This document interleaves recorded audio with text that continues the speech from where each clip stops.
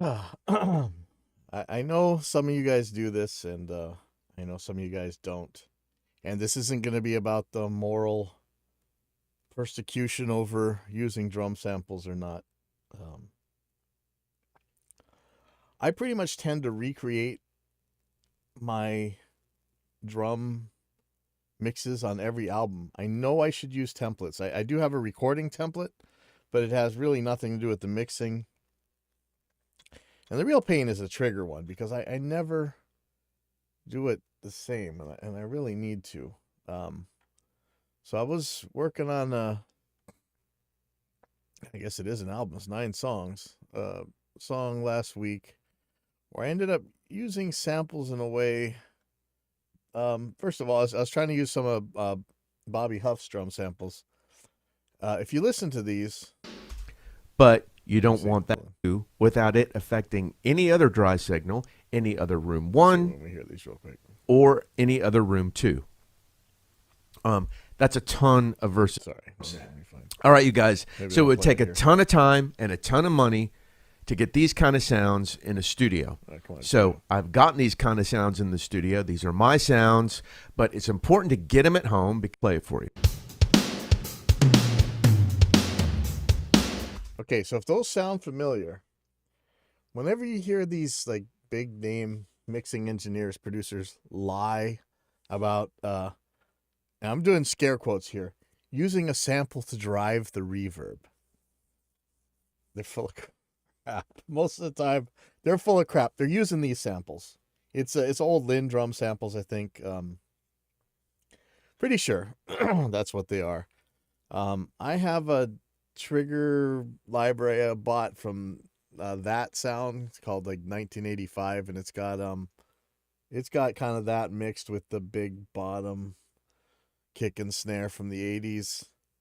Um, anyway, that's what these are, and I was using them in addition to the real drum sounds on a song last week. Let me play a little bit of it. See me drowning, and you hold out your hand.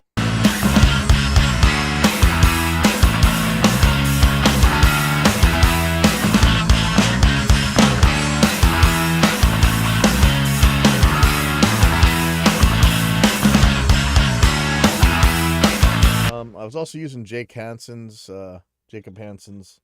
samples that he's got for sale now.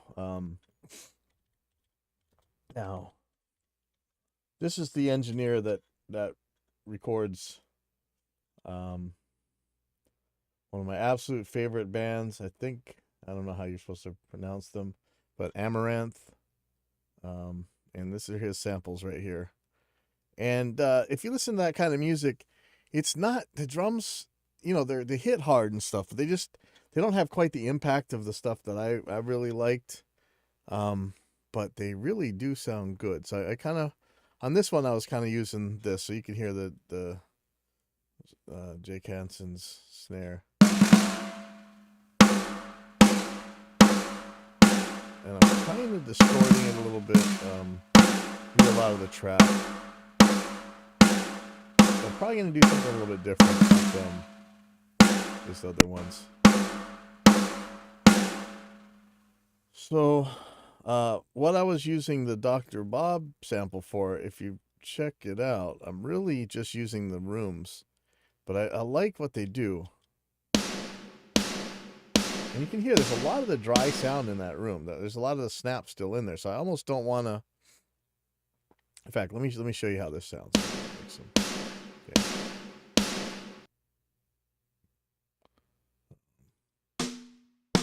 So that's the dry sound.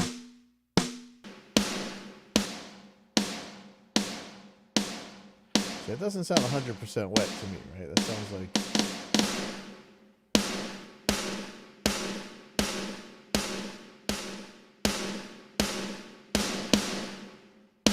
Now, to me, that's a really powerful reverb. I would want to put that in its own thing, so I could use a compressor to maybe knock off the front of it. I have a feeling that I'm going to be using Chris Lord-Alge's Tom's snare samples and stuff instead. Though I think I can get a little bit more impact out of them. I used to use that number 10 snare from slate back in the day, and it worked out pretty good. But let's I was thinking I was gonna pull some tracks out of here to make a template, but let's do something different here. And I want to treat the triggering track different than I used to. I'm not sure that I'm going to use any of the real one in there, but I'll make a separate one. So let's I made some macros that make item muting a little bit easier. So even if you have to still move around stuff in time, it's not going to hurt anything. The way slicing up and cutting up an item, a series of items would. So let me, first of all, I'm gonna save this as a new March 14th. It's 2 hours. It's been a little while. March 14th. What is it? April. Now I think, yeah, you see I have a lot of stretching going on. I should render these tracks. So I'm going to get rid of, I had some trigger tracks. I'm going to get rid of these.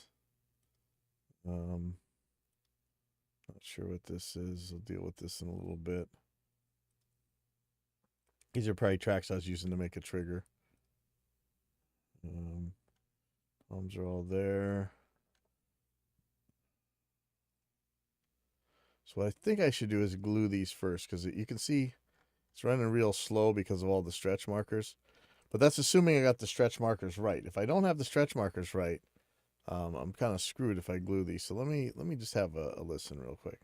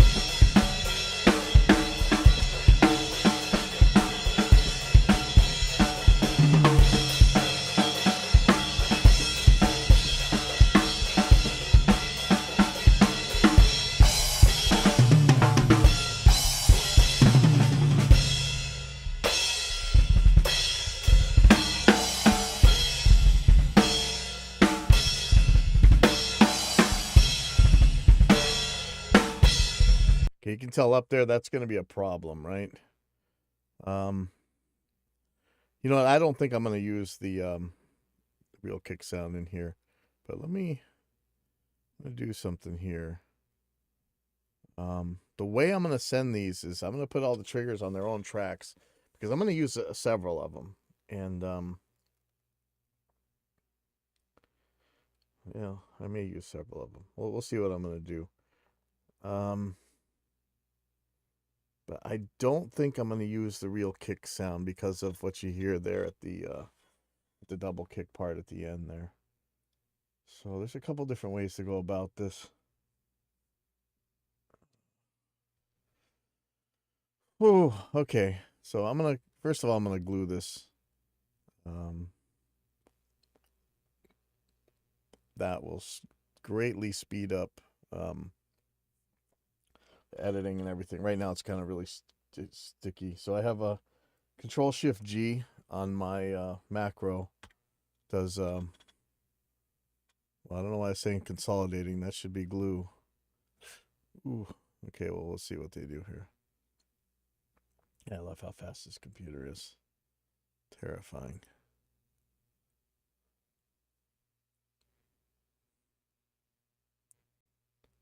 So this is just cementing in place all the stretch markers I've put in here. Oh, that went quick. Okay. Okay. I'm going to do that same thing for this, the second song here. Now, I'm going to show you something that, actually Kenny G helped me out,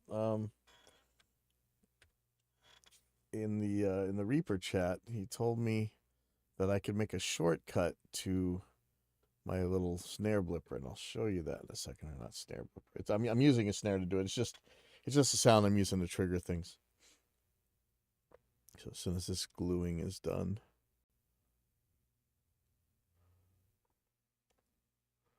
so this should really clean up these editing problems I'm having. And I'm going to crop the project to this time selection because I don't need all this junk at the end, and there's a lot of inconsequential stuff. I'm trying to remember where that is. Crop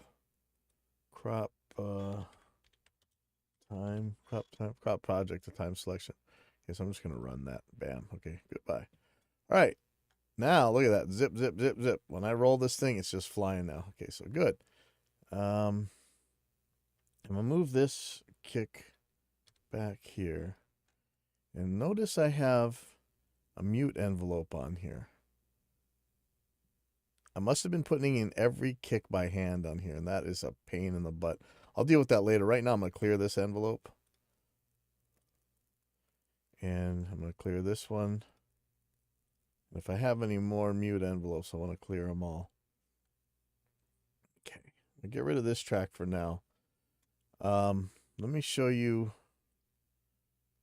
these. What is it? Is it Q? What am I using for this? Shoot, I forget. Find shortcut Q. Mute item selections at the time. So I'm just going to use the Q button.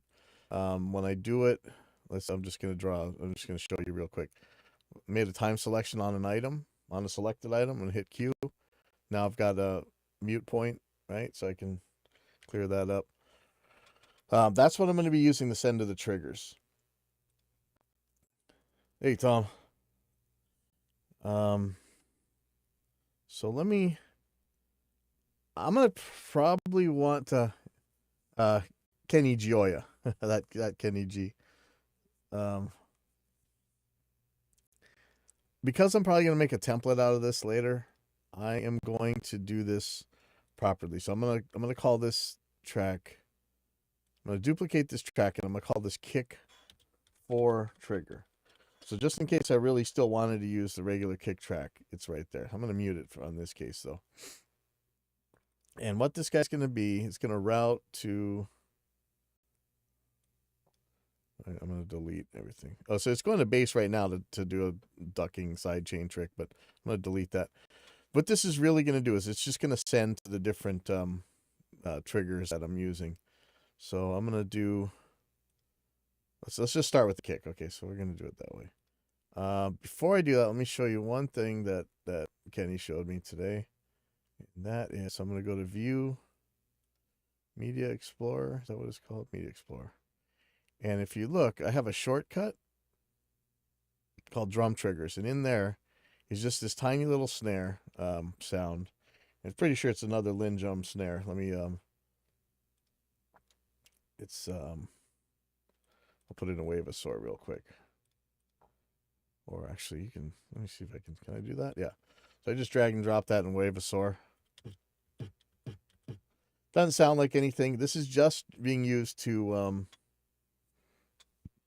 fire the trigger. Or if I was one of these, this producers we're talking about that you always see on the videos, this is the sound they use to drive the snare reverb. No, it's not. They're using these samples. You're hearing the samples. Unless they're driving the snare reverb 0% wet, then I guess that would be accurate. But it always cracks me up when I hear that because I know they're lying. It's just, come on, guys. So I'm going to drop this onto this track. Okay, so first of all, I'm going to make a daughter track or child track or whatever you call it for this. And then I'm just going to put a kick blipper, right, whatever you want to call it. And I'm going to drop this sample into there. Now this first one, it's not going to actually be in use. And you know what? I might have made this too skinny because this is so small. It's hard to grab. but I'm going to put this at the beginning of the track, so in case I need it later on. All this thing's going to do is just be used to force a trigger. I really wish I could come up with a script, and I'm sure there's a way to do it. A script that will let me just paste this item at the in fact, if I copied it and I just did like, Control V, there you go. That might be the way to go. Just copy it when it's there. I don't really want to leave the Media Explorer open. I'd love to have something hiding there that I could just macro out and just place. So I'm gonna lose this for now. So in case if I'm having trouble with the trigger, like if it doesn't want to trigger, I'll use this to force the trigger. Okay, so now we're gonna. I could put them in here, or I could put them in their own folder. I'm not really sure if I should put them in the bus with the actual snares or what. Yeah, I mean, these are Lindrum samples. That's what's the funny part, is these things are ancient, man, but they still work. So I'm not really sure how I want to do this part yet, but what I'm going to do is add some triggers. I might just make a kick bus. Why don't I do that? The trouble is, I don't like having lots of tracks to mix. I always see these people with 5 billion tracks out there. Yeah, I'm not thrilled about having that stuff. And this is going to add so many tracks to it that I really don't want. But let me I'm going to add some here. Let's see. Let's start with 2. Okay, so I'm going to call this kick CLA, and this is going to be kick Dr. Bob dry. So I'm going to make 2 of these. I'm probably not going to need them both, but Dr. Bob. And there's really 2 different reverbs. I could make 3 different tracks. I don't know if I need that many. It's probably going to annoy the hell out of me. I don't know how many. It's just amazing how powerful computers are. I can actually get away with running a lot of this stuff. Do I want to do reverb 1 and reverb 2 separately? I don't think so. I'm just going to do the reverb for now. Okay, so I'm going to route these a certain way. Route to these 3 guys. And I'm going to make it so that it's, well, why? Okay. I'm going to make this, pre-effect. So it's not going to get affected by the volume at all.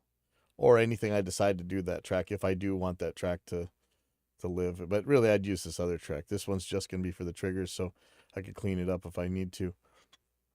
Okay, so these are all pre-volume, pre-pan, so it won't matter what I do with this volume knob. So for now, I'm just going to knock it down.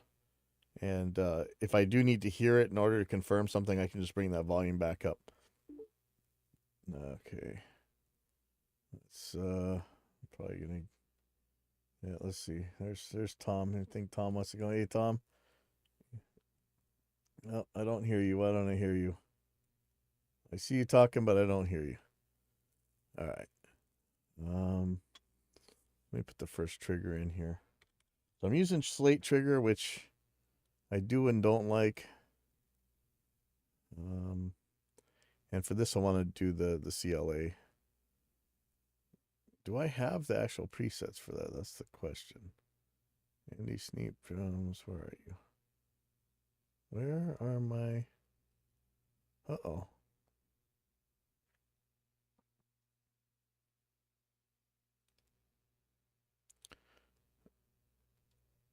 Uh-oh.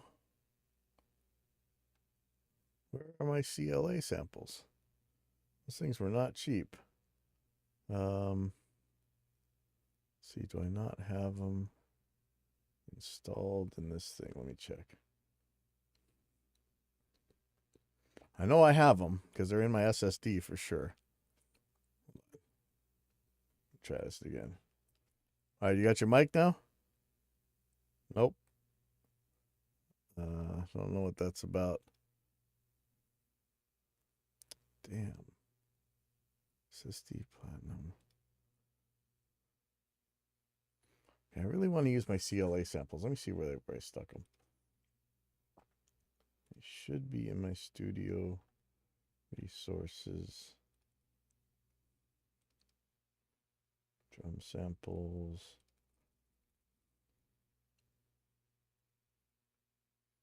No, where are you?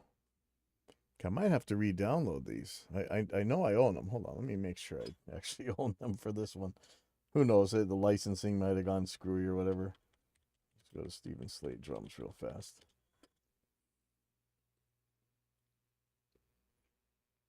Go to my. Let's see if we can find where it should be looking. Studio folder, resources, drum samples. Yeah, I know they're here somewhere. Let me go to my account. SSD4.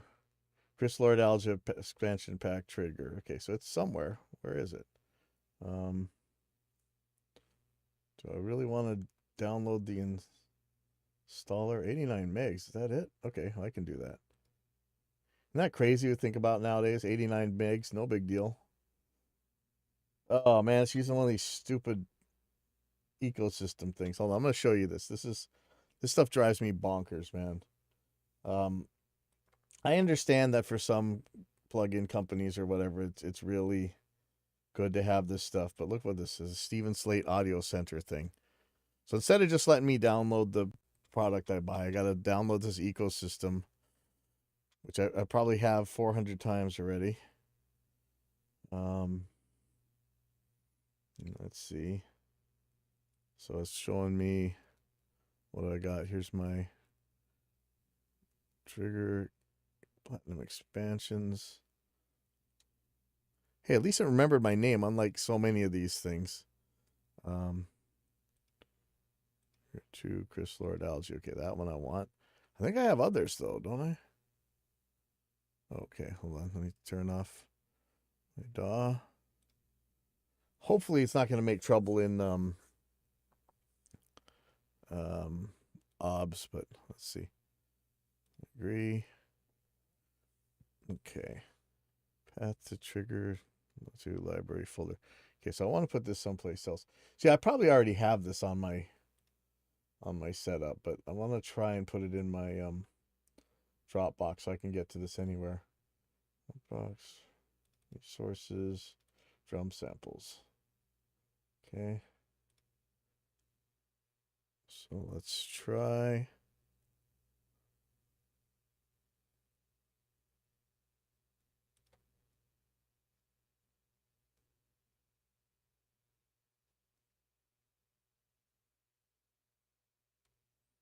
Okay, so it wasn't 89 megabytes. The Steven Slate Audio Center thing was 89 megabytes. So this is going to be a little bit bigger. It's going to take a second.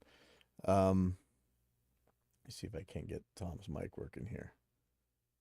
All right. I messed with Slate and went with addictive triggers. Yeah, addictive trigger has a crazy accurate way of doing things.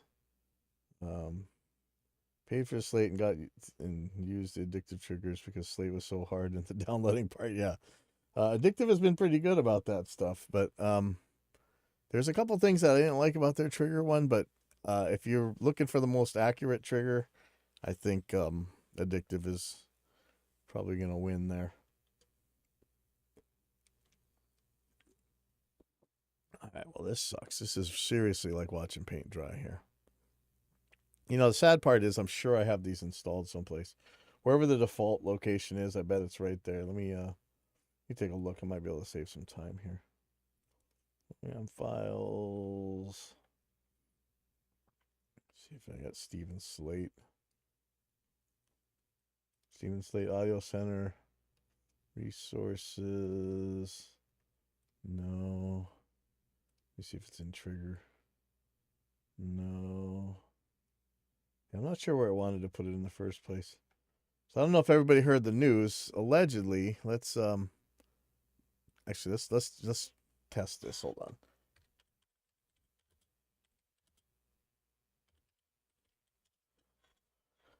Allegedly, so if anybody hasn't seen this yet, it's from the forum at Harrison Consoles. I'm going to go to SSL's webpage. U.S. leading console brand Harrison joins solid state logic. So what is this going to mean to Harrison Mixbus? Are we going to see an SSL console made by actually the same guy who ended up doing the wasn't it Ardor? That's who built it, right? Was this guy? Just funny. So I didn't know. I spent years working with this guy on before Ardor even. Like there's some earlier stuff. You didn't realize that this is one of the guys who started Amazon. It's like one of 3 guys or whatever. And he left, I think, for moral reasons. It's interesting. Yeah, Paul Davis. Let's see. Yeah, one of the first 2 programmers at Amazon.com. That's just crazy. And yeah, this is an amazing developer here. But so what's going on here? So Solid State Logic announces their acquisition of U.S. pro audio console and music production software manufacturer Harrison. Since 1975, Harrison has been one of the blah, blah, blah, blah, blah, blah, blah, blah, bringing first inline console to market. Let's see if they actually talk about what's going on with the DAW stuff. There's a strong synergy with their software solutions that align well with our own plugin business. Like SSL, Harrison has utilized their console heritage and know-how to create a range of plugins and the Mixbus DAW. Plus, they have developed audio processing in the cloud. So we have here? Isn't it one of them like Pink Floyd guys or something that owns SSL now? Peter Gabriel, right? So, yeah, it's going to be interesting to see if what exactly happens out of this. Okay, oh, got an error. Operation not permitted. Great. Do I have to start that all again? All right, let's try this again. Well, that sucks. I'm going to just end up copying this over then. Sorry, if I can find it. So let me try this again. So where would this go? Reinstall. Let me see if this actually showed up or it's supposed to show up. So I have no idea where Trigger's resources should have gone. Let me look in. See, this is the thing, ergonomics, man. This always stops me from working when I gotta go mess around with some kind of something or other. Drum samples. So we can CLA kick, CLA snare, CLA toms, CLA chord presets. I don't know. It looks like it installed. I'm gonna fire this up and let's just check and see if this actually installed. It's saying it didn't, but who knows? We'll find out.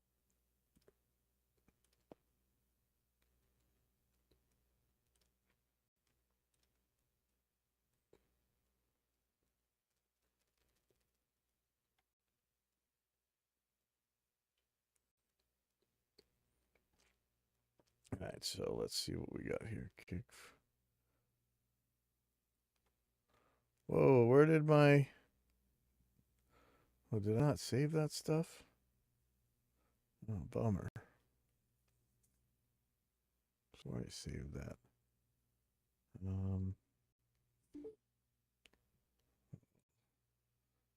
All right, you got a mic now? Nope. Oh, shoot. I guess I can recreate this real quick. Unless it's in a backup file. Hold on. Let me see if it's on a backup.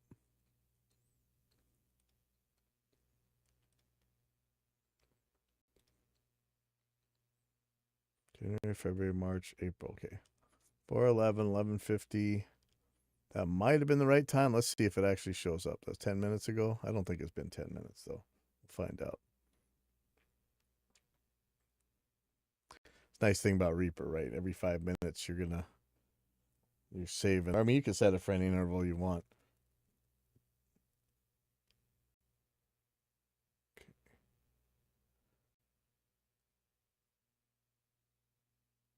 Okay, so this looks more like it. There we go. Okay, so let me resave this as the proper one. Yep. Okay, so now when I go to this browser, let's see if we got a CLA kick preset. Okay, so this is the instruments. CLA core presets. It's a kick.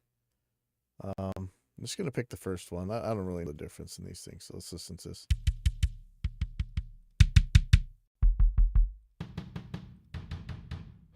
Okay.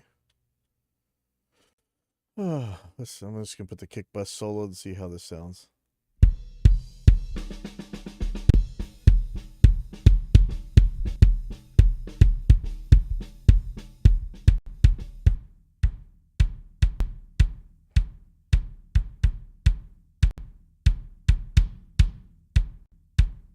I might change the curves a little bit.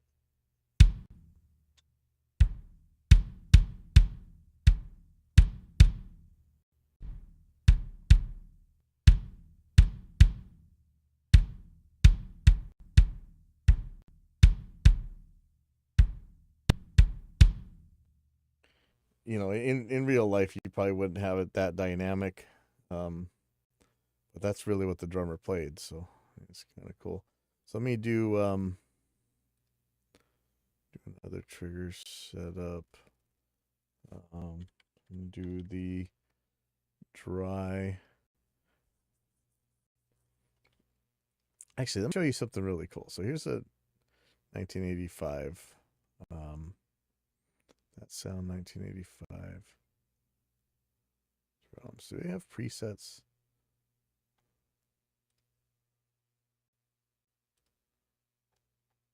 Those are wave files. Okay. Why do I have wave files? Did I make... Oh, yeah, here we go.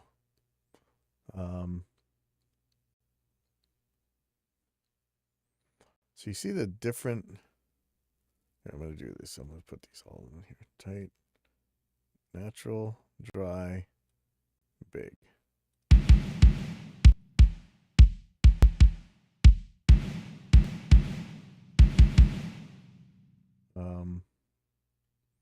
And they have other ones. So there's the AMS reverbs.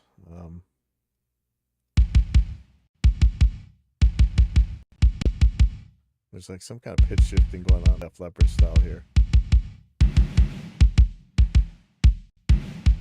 Check 1 2 1 2.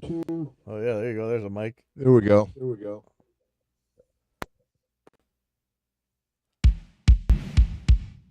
See, this is a lot of different sounds you could use right here. So I could call this a different track. Let me duplicate that. So this is going to be kick 1985 dry. So I'm not, one of these days I'm going to read and see exactly which ones are which, because that seems to include that, but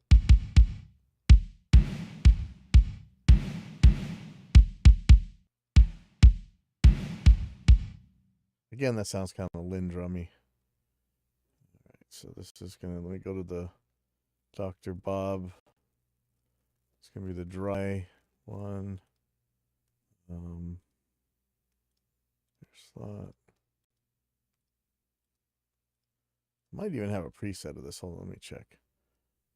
Dr. Bob, kick all. Okay. Okay, so I'm gonna, this one's just gonna be the dry one. Let me look, see if I have the curves changed here. That looks stock. Okay.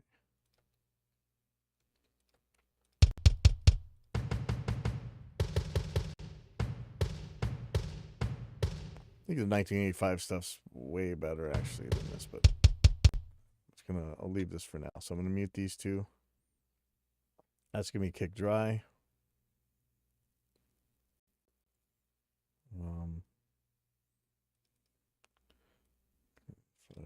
Call that all.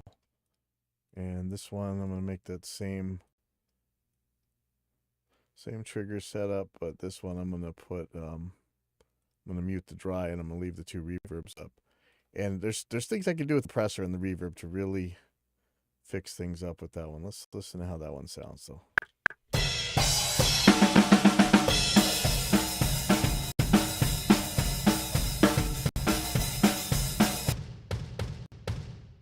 So there's something kind of crunchy and weird there.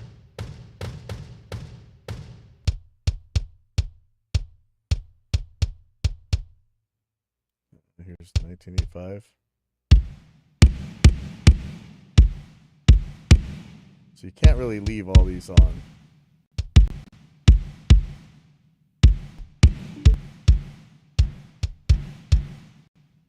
So good with the Linn drum was that you almost actually played it like a drum when we recorded it. There was none of that, like always running into something that stops the creative flow thing.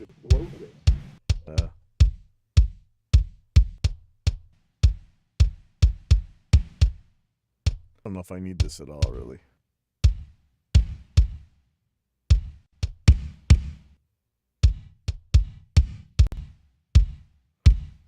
I'm gonna mute this one.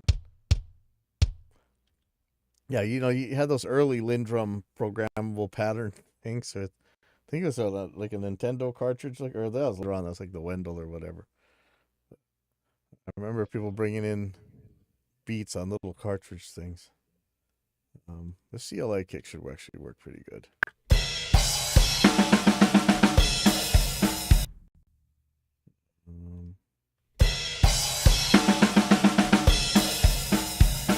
Actually, the Wendell came just a little after the Linn drum, and you could use it live, like to get that Linn drum. Why is this volume not work? Are you getting a delay there, Aaron? Not really.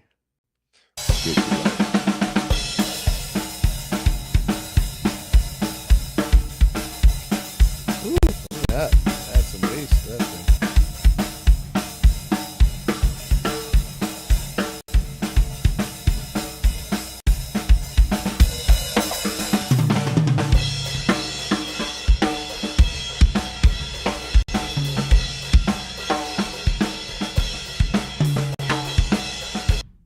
I really need any of that. Let me try the reverb one.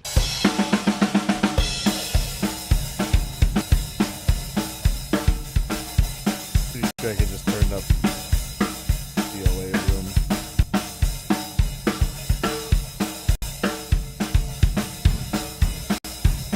Pretty short though.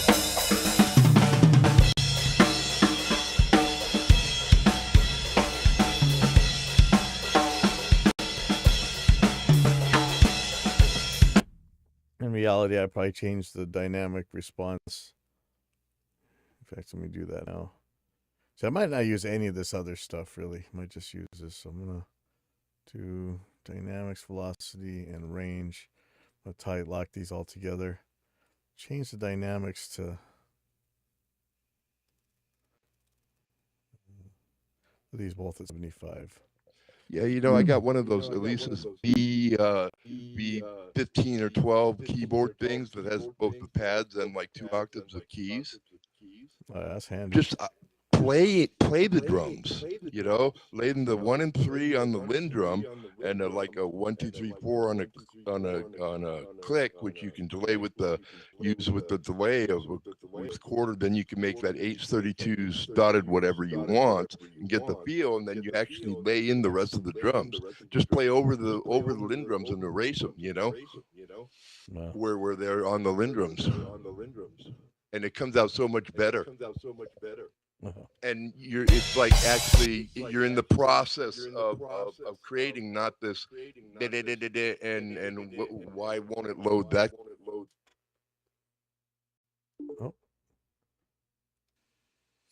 What was that? Why does this thing beep every time you join? I gotta turn that off. I won't talk too much. I'm loading up Mixbus. I'm going to put addicted triggers up. Oh, cool.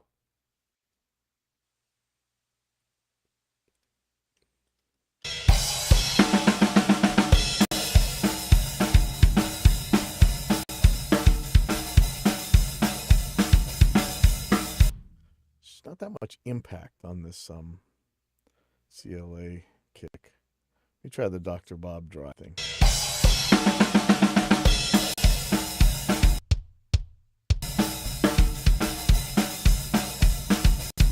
Some audio settings played here.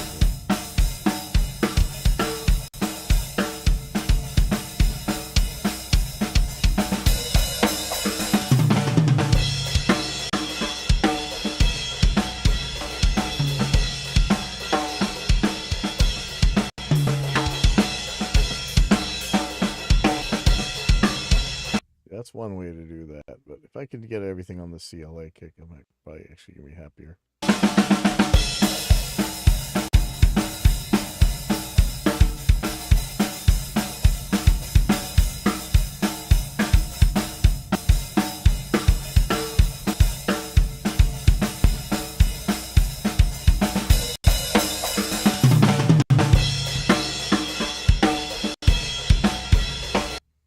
Probably gonna want to use this real snare,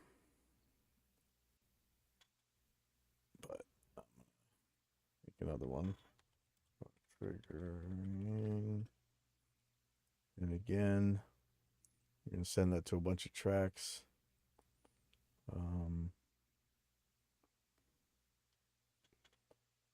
Let's see, CLA snare, 1985 snare.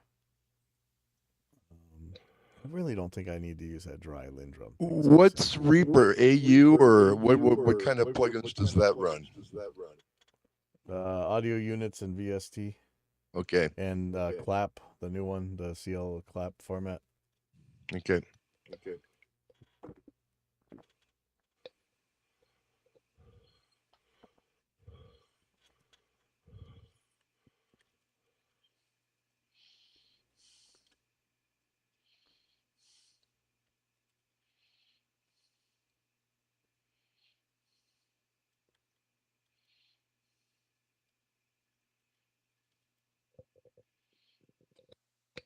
You know, Aaron, another problem, it seems to me, as I'm loading this up, is there's so much information in that it takes so long to load up. Just give me 5 good snares and 5 good kicks. Yeah, it could be.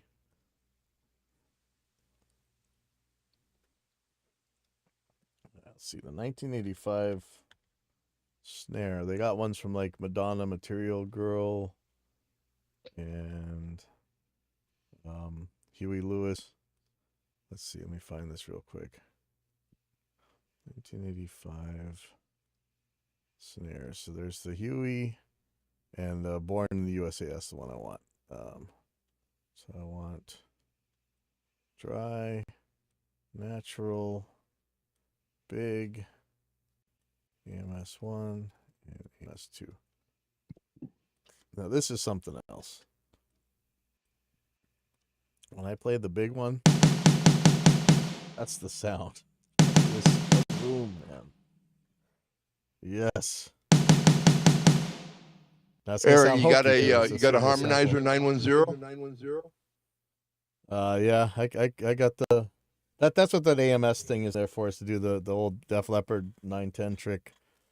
Yeah. On the snare. Yeah. That's why those samples are already there to do that.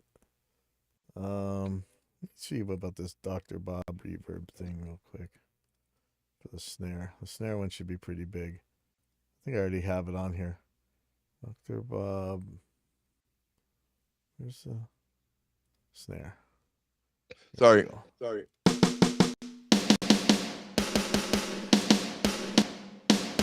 those are a little bit sharper sounding, so let me leave those on.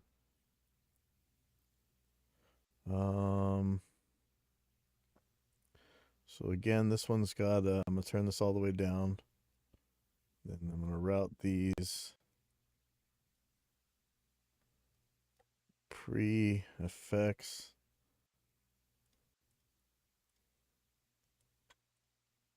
Because this one, I'm just going to use mute envelopes for when it makes trouble. Okay, so this should be, let's see how this snare goes. Sorry. Why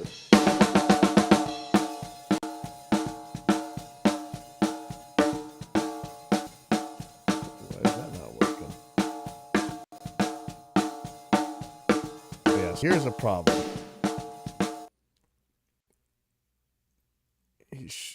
I want all these detail knobs locked together on all the triggers. So instead of doing that, I can actually just send more volume to them, which might be the way to go.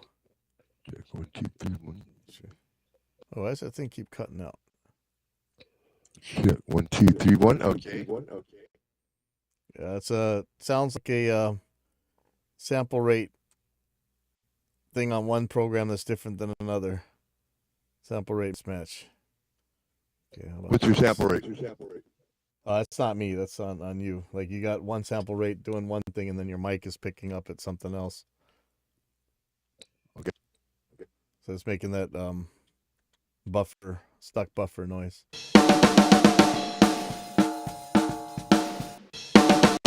Okay, so check this out. This should not be happening. So I'm going to put these up side by side. Check. One of these is triggering and one of these is not. Or actually, wait, they both are now. Only one is showing. One is showing on the meter. Why is that? It's interesting. Look at this. So 1985 snare has got no output. Oh, because I have everybody muted. Okay, here we go.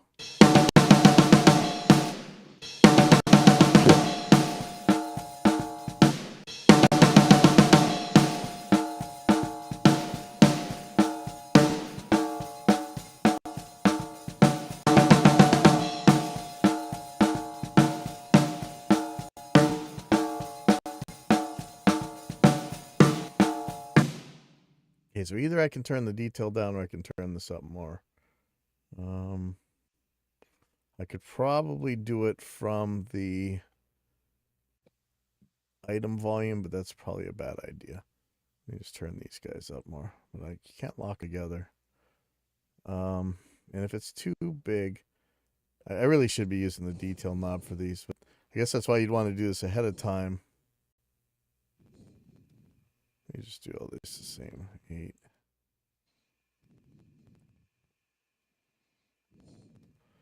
Hopefully this works. So if it's still missing, yeah,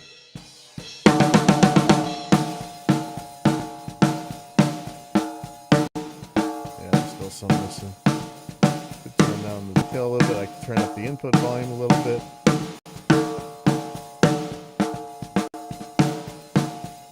Let's try 3 volume for each of these.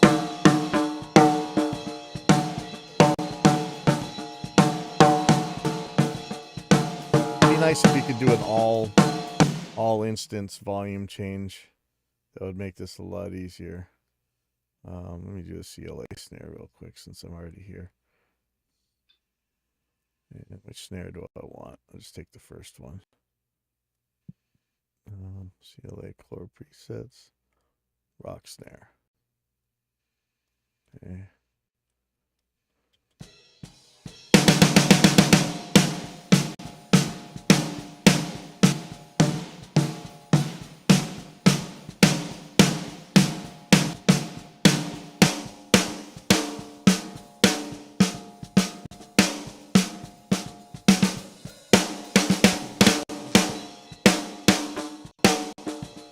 Now this seems to be using samples at the bottom of the range.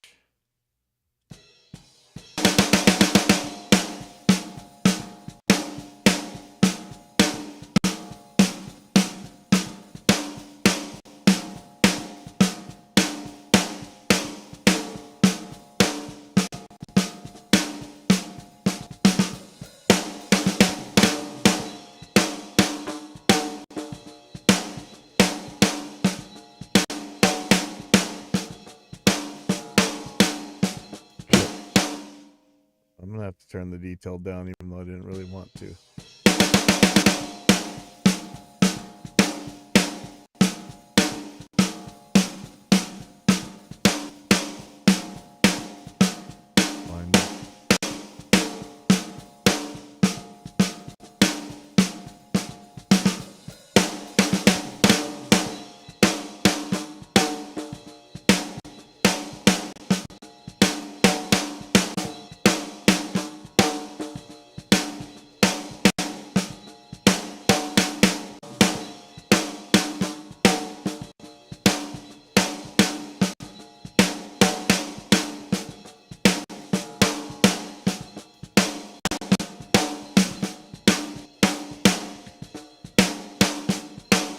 still a couple that are gonna slip through,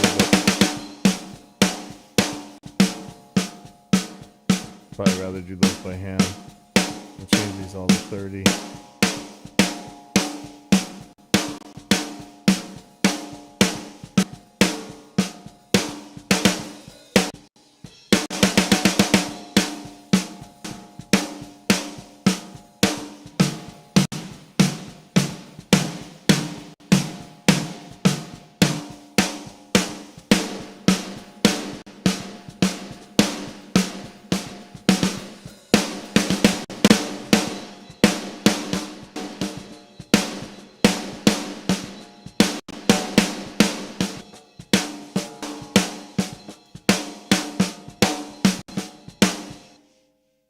PLA snare just doesn't seem that impactful to me.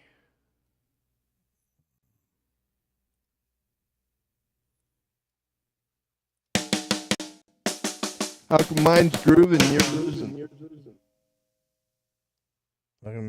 What?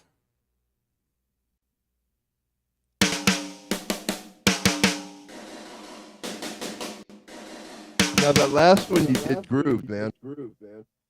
Oh. You want to hear the addictive drum sound? You can try. I'm not sure how you pipe it through there, but try it. See what happens.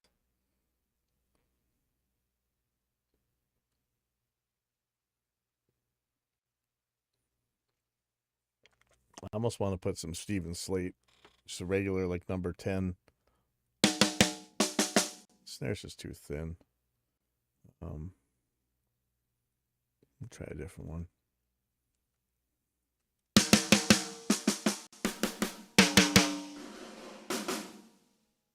Can you hear that? No.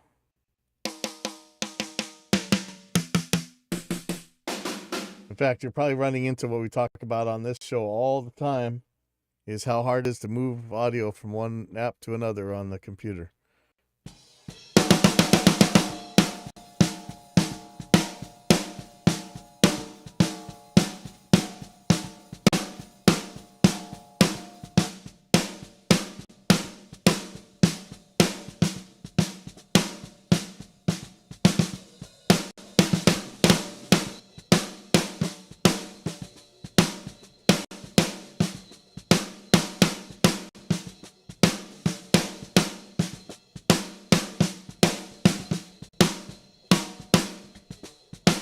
I don't mind that one that much. That's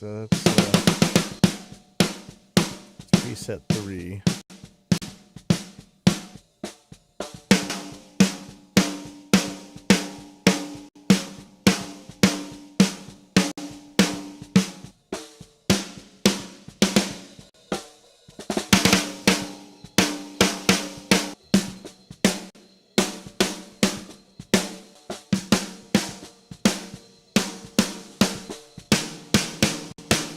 Ooh.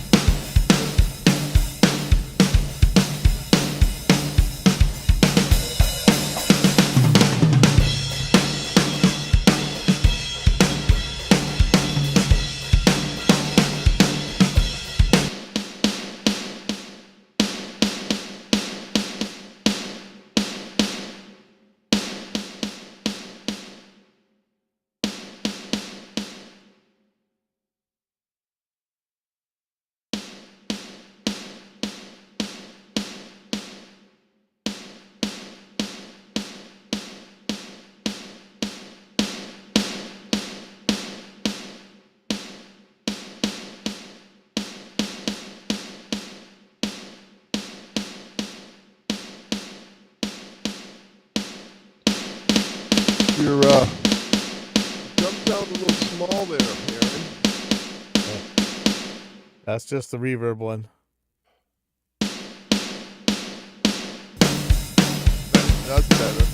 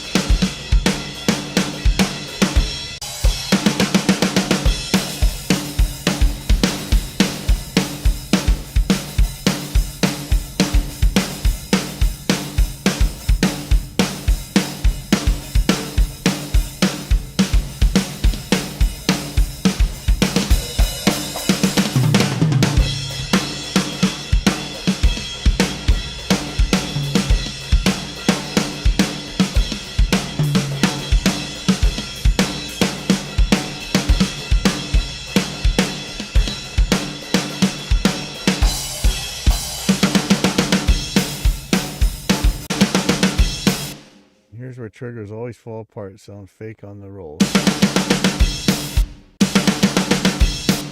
That's just because they're not using enough samples, or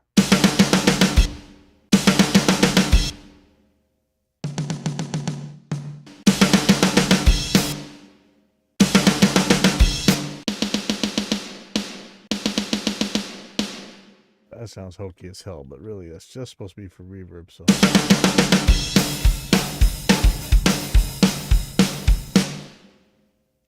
check the. I was just saying the drums sounding really good here, Aaron. Oh, cool. Oh, well, that'll mess it up. Look, I had the compressor before the trigger. There we go. There's my gunshots. Woo-hoo!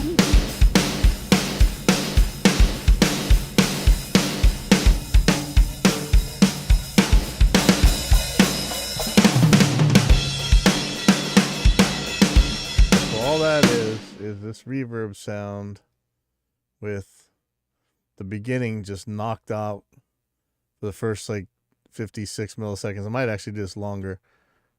Pretty high compressor, but the very beginning of the snare hit on the reverb sound is being ducked out by the compressor. If I let like 5, I could add some real presence to it, but that's probably just gonna make everything clip.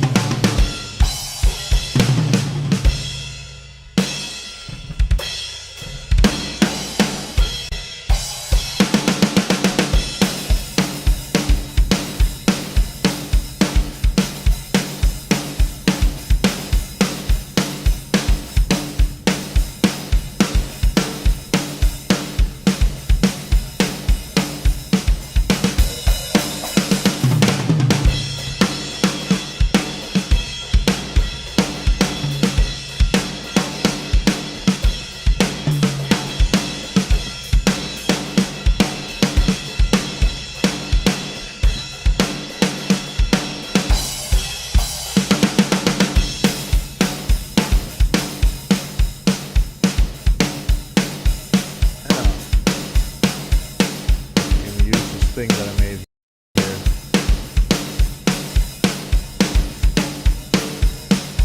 Maybe some problem kicks.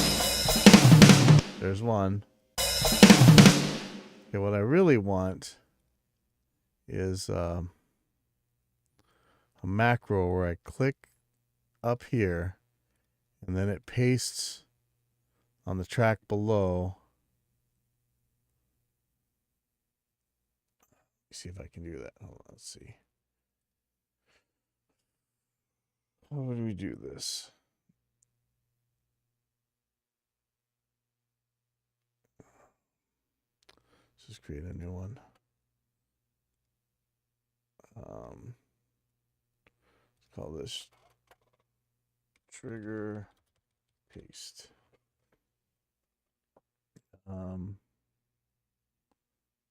Okay, so I want paste.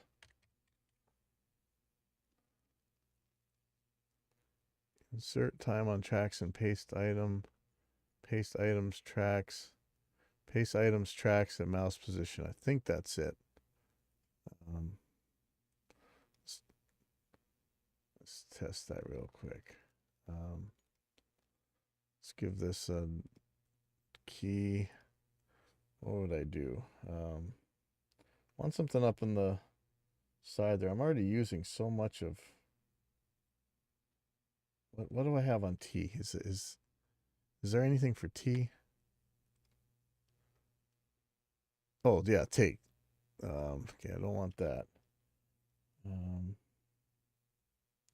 So Shift T is not going to be. What about Alt T? Toggle effects bypass for selected tracks. Okay, I never use that. I don't know that I want it to be a combo key though. I really just want a single button. What about P? Is P used for anything? Super zoom in. Okay, I used to use this for something, but I don't actually use this anymore. So I'm going to use P for paste. Okay, so let me make sure that works first of all.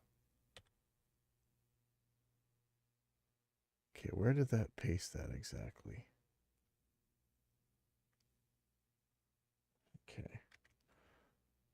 Okay, that might work. Okay, show action list. Find shortcut P. Trigger paste. Edit action. Okay, so I need it to jump down one track. Down track. Move items. Envelope point. Actually, that might just work just by itself. Let's try that. Okay. So I'm going to click on here. And I'm going to hit P. Why does it go forward like that, though? That's a problem. Why did that jump forward? What if I put it here? Then it goes to the right place. That goes to the right place. That goes to the right place. Why did it jump last time?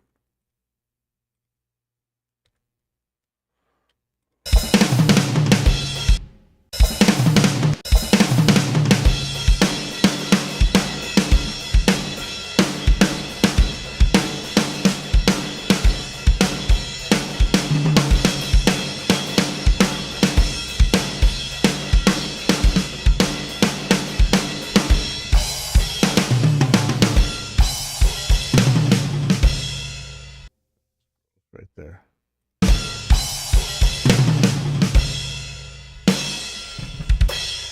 Okay, so here's where it's going to get ugly. So what is this even supposed to be? This is not at all even here.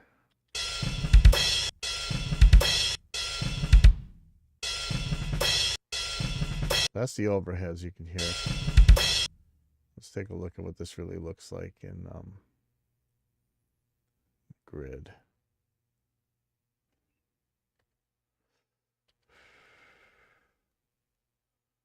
So probably 16th notes. And there may be an extra one here. 1, 2, 3. 1, 2, 3, 4. So you do 4. There's a... It's like he's trying to double them up. Let's do 16th notes real quick. Just going to do a regular paste here. Ah, see, my thing I made is too long. Thought it was short enough. Okay, let me fix that. So I really need to make a shorter thing. I know that's crazy at this point. I don't know that I can actually save this because I'm using this in the project. So let me get rid of all these. Save it now. So now when I place this in here, I gotta find that one that didn't trigger too.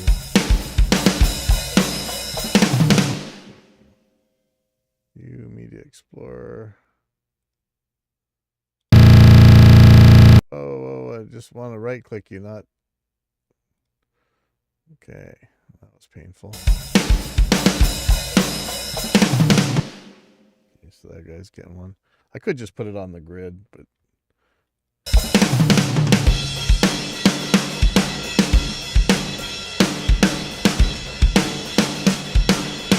Okay, so here we go.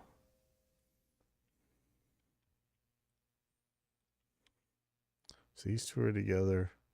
This is the last one. These are kind of in a weird place. Like, where does this even go?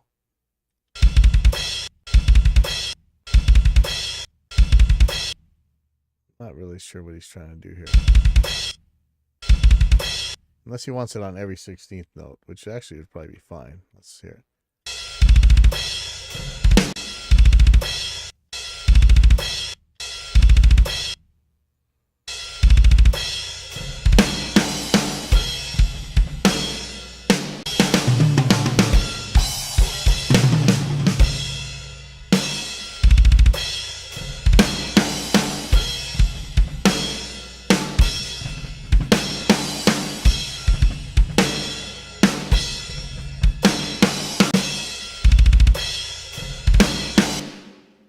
I gotta turn this down a little bit.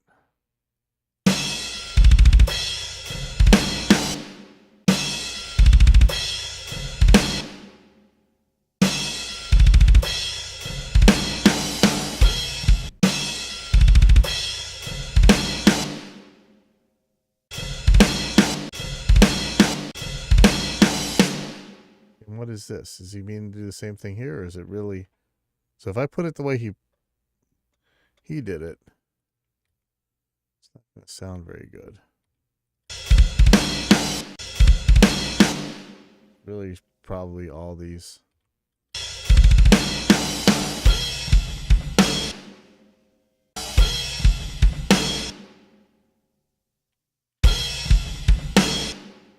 Seems like he's trying to do some double kick stuff in here too, but this one might actually work without it.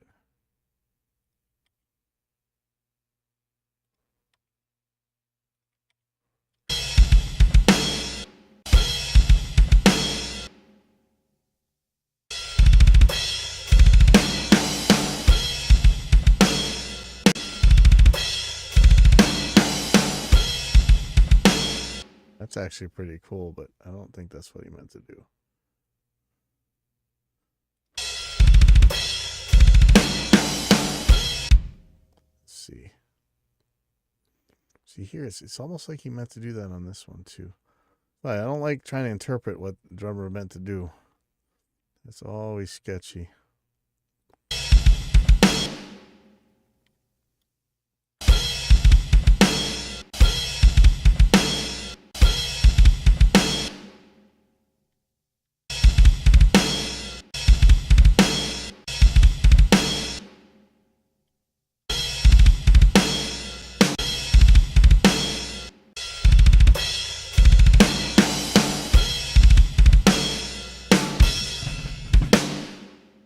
Turn the guitar on here and see if we got an idea what's going on.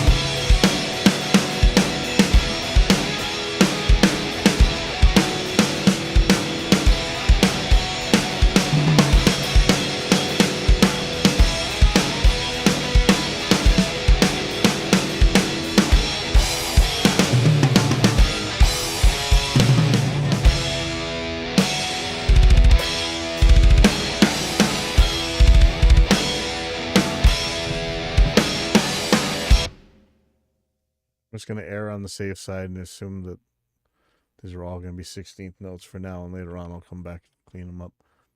For now, it's probably just simpler. In fact, let's hear what he's playing.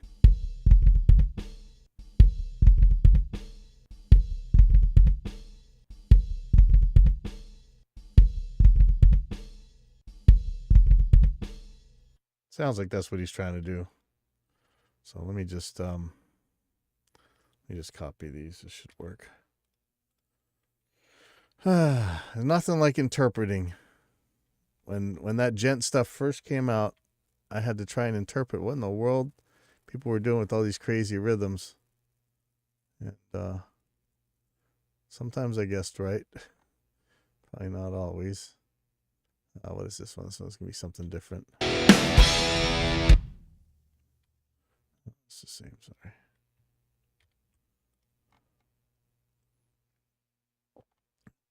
Fatal error right here. This is what you don't want to do, is kick and a snare right on top of each other. Usually can work for some types of music, but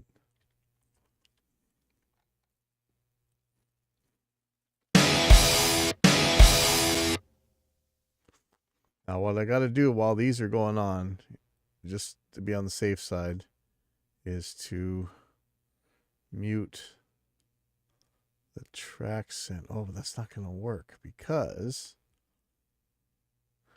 I don't think. Here, let's try it.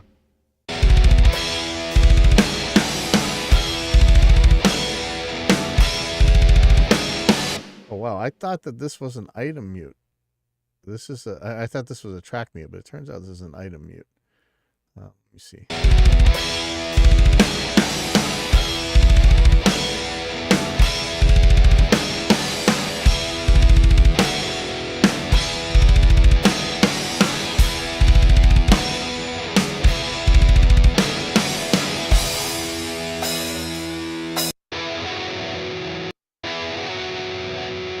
else is going on.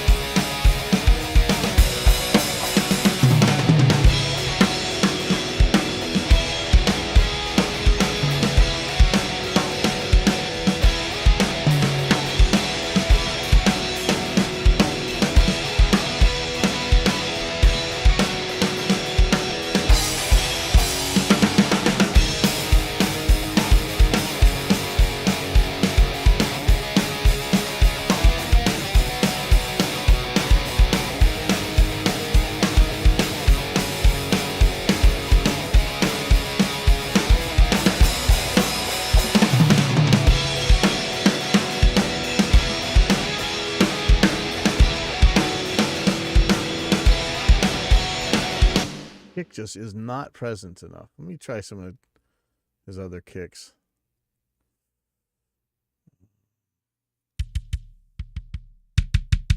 That sounds pretty good, but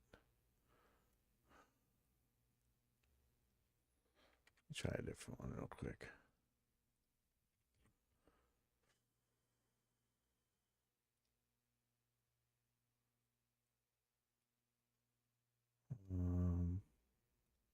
Just gonna loop this one right here.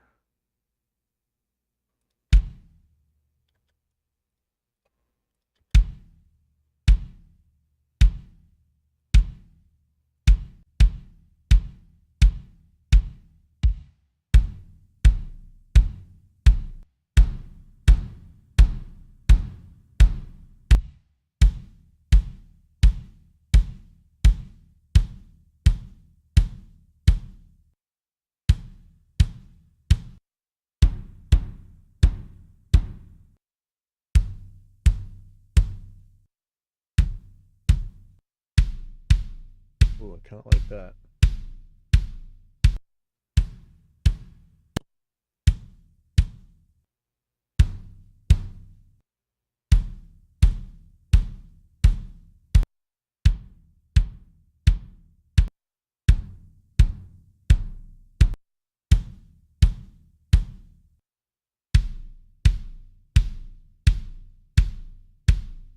Okay, so kick 9, I think, but let me just try this SSD.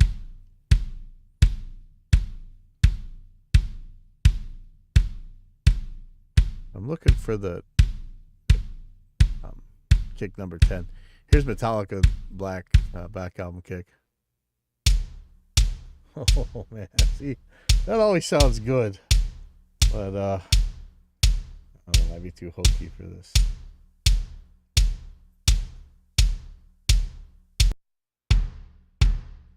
Boring. Yeah, please, enough of the click from Metallica. No more of that, man.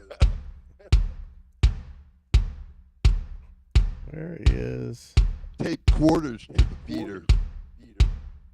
Oh, I'm looking for kick 10. It's been a while. Yeah, like that.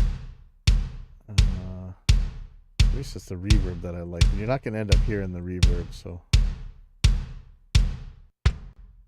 Yuck.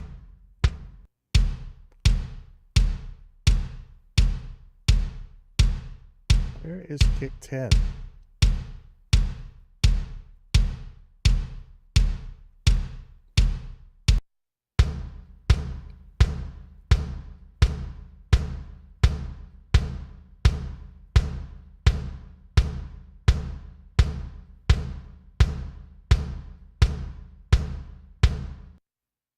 There it is. I use this kick on so many records, it's ridiculous. I don't know if I want it on this. Try CLA 9 again.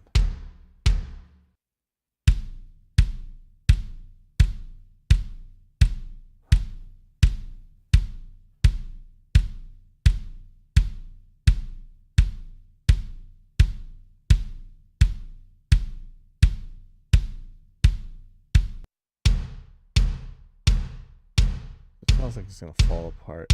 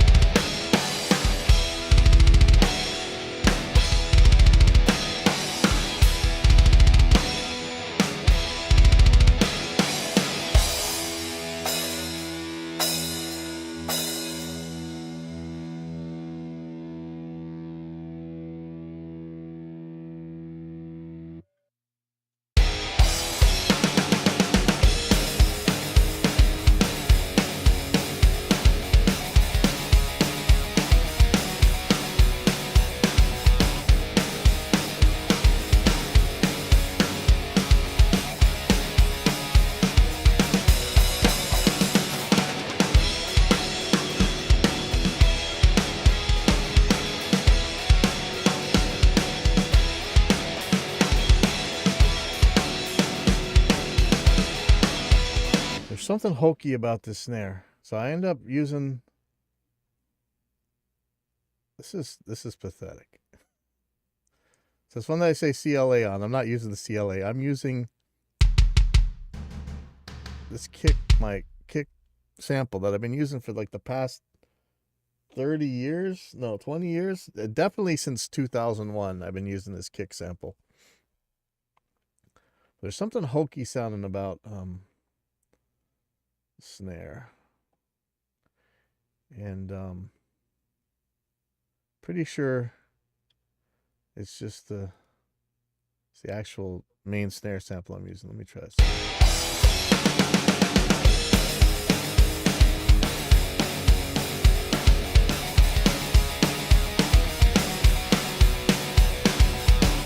The real snare in with it.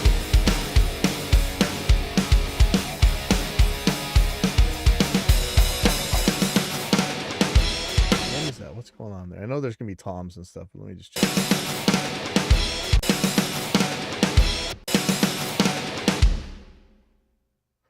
So what I want to see is how this is catching here.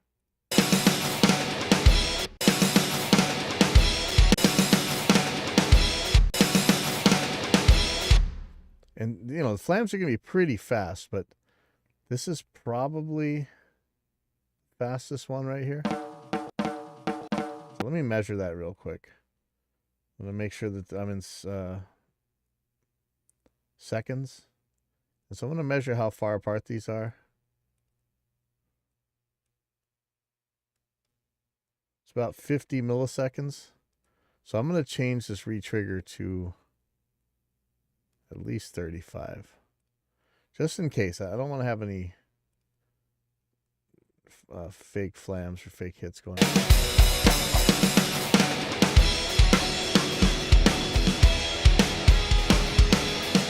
Okay, what's there? Is there really two kicks there? What is that? Is that really a kick? Even if it is, I don't want it. It's too quiet. It's more like a that. Okay, so how am I going to deal with that? So again, I'm really only using that one sample. So let me, it's not so bad to change. Let's just see where that is. So I'm going to look at where that is level up. And did I really need the detail that low on the kick track? Like this seems like I'm really pushing this. If I change the detail here, it's not changing it on the other things, is it?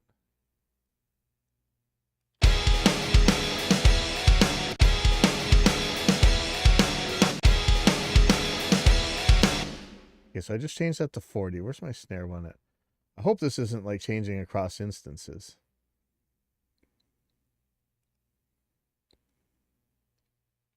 Oh, see, that one's still at 30. Okay, so I'm going to change these all to 40 real quick. So again, I kind of like a way to have these things tied together.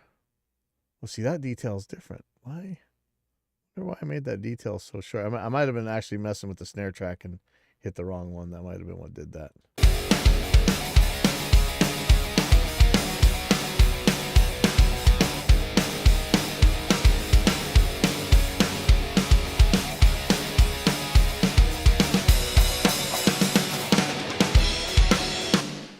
Again. Okay, so there's toms going on here, and the toms are not, they're not really on the grid. And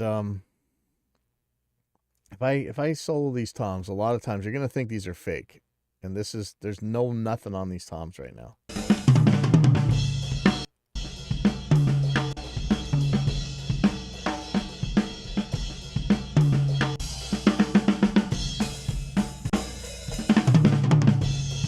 This one's going to be really hard because that is just, I really should move these around in time till they fit, and I might actually do that.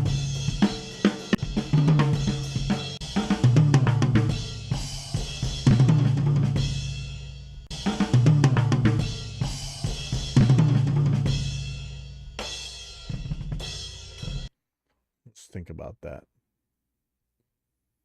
So I'm going to do pretty much the same thing as the other things. I'm going to put, I'm going to duplicate all these toms. First, I'm going to get rid of what's in there. Duplicate them. This is going to be tom 1 for trigger. Tom 2. Tom 2 for trigger. And tom 3 for trigger.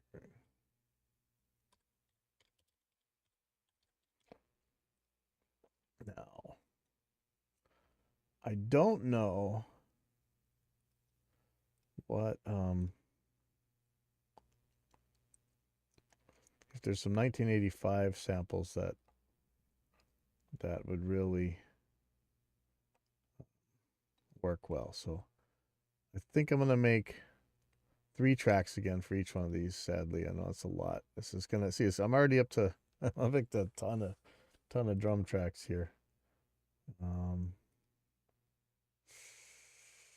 Let's just add them. So I call it CLA 1985 and Dr. Bob for each of these. 1985. I may not use the 1985 stuff. I really do like the Dr. Bob stuff for these ones. But I just want the reverb, not the actual dry hit. And so I want these guys on all of them. So I may as well make the first one.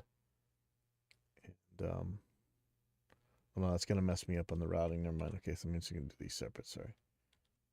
I'm gonna change these. Should probably change this with Track Manager instead. That might be quicker.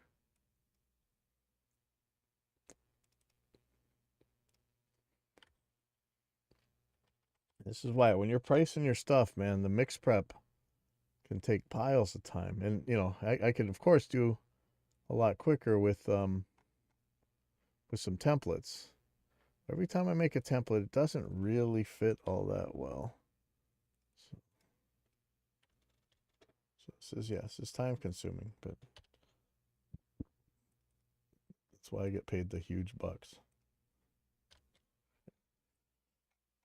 Okay. So now, you.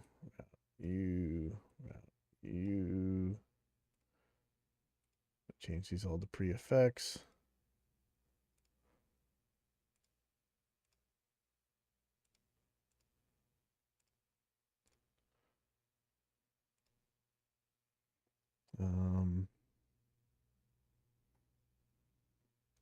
Just same on this one. So may as well get it over with, right? Oh, did I do that wrong? Okay, so I'm doing these a little bit different. Actually, let me leave that there. Let me do these ones.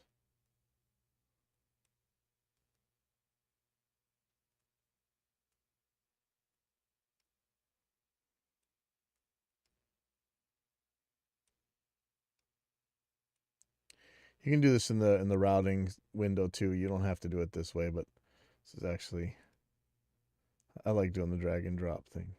Usually I don't for most things, but just the fact that Justin made that drawing of the 1/4-inch connector. Here, let me show you again. So when I grab this, see it? Oops. See how it turns into like a 1/4-inch, a TRS plug, or it's actually supposed to be a TT. So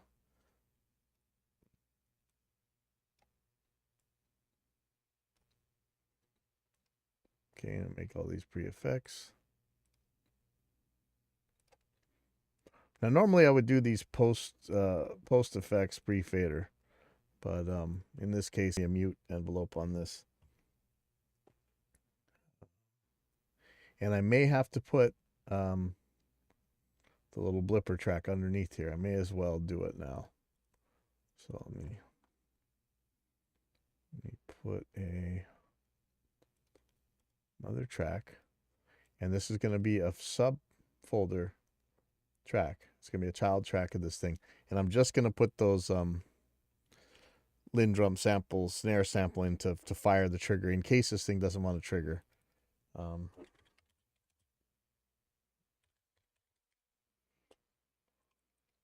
don't know who ended up first calling that thing a blipper, but it works. So I'll make one for the second tom.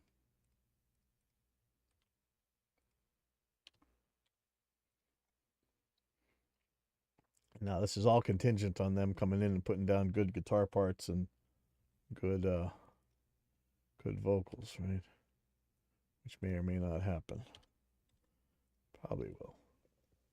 Hey, I got my guitar, my bass hooked up right now, and guitar hooked up in a second. If you need some. Let's hear it. You got? Does it actually play something?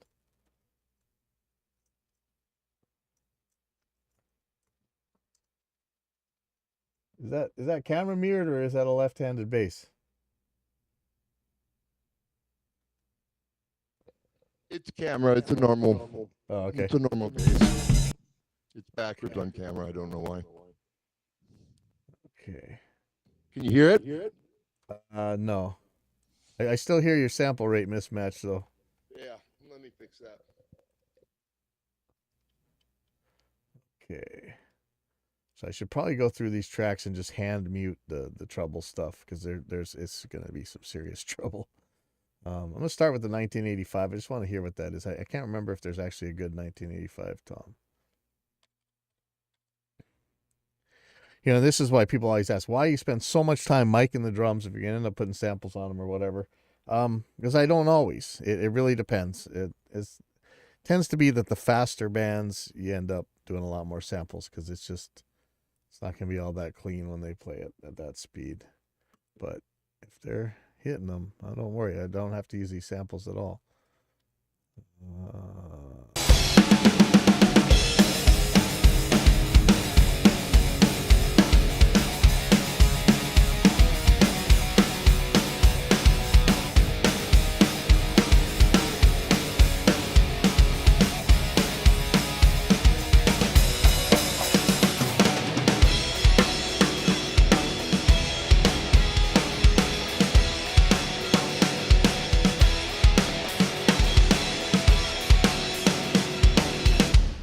So let's find these 1985s toms. Okay, so they got 3 toms. That probably means I should use 2, 3, and 5, but let's just hear real quick.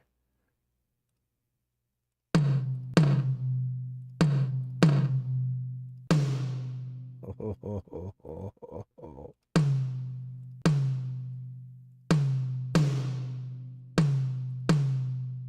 I'm hearing a reverb from something that I probably shouldn't be.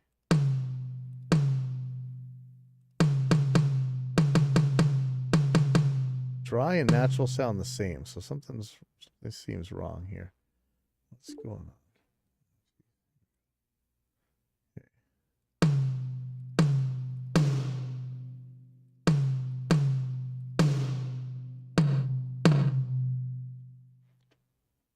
Let's try a second one.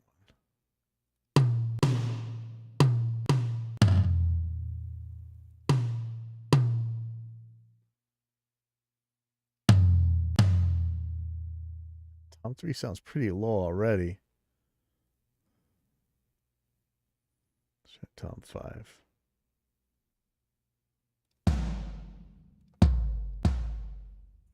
Oh, that sounds good too. Shoot.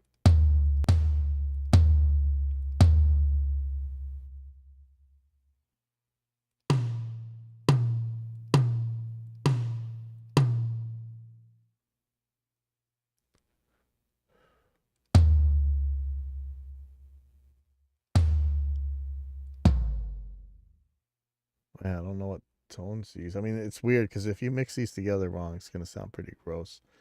I think I'm going to do 2, 3, and 4. So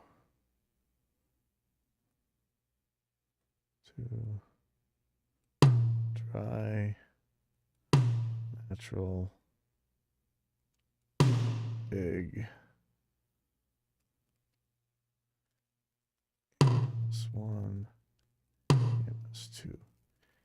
could really probably just use this big tom. Let's see.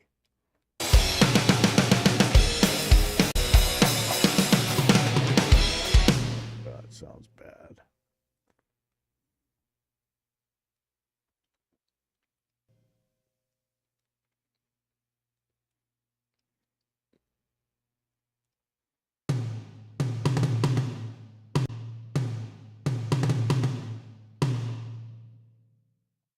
I should probably go through this track and just hand mute whatever's not toms right now before I do anything else. So let me pull the 3 real toms together.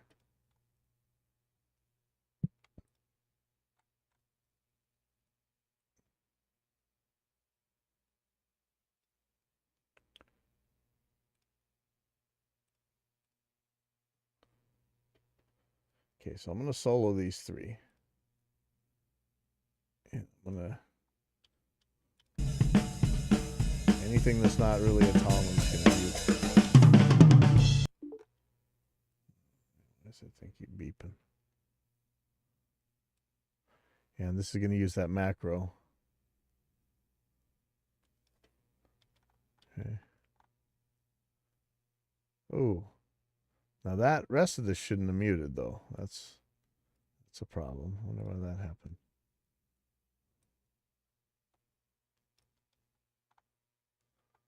Something funny's going on. Hopefully this doesn't keep happening. It's giving me an extra point for some reason. Not really sure what's going on. Okay, let me see if that third tom ever gets hit in this song. It doesn't. Oh boy. I don't think. Let me check real for sure. I don't think he ever hits that third tom.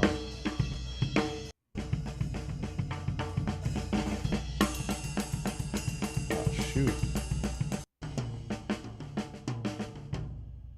Well, that's a bummer. We got 2 toms here. Okay, well, I'm going to mute that one, at least for now. All right, let's see if... let's see.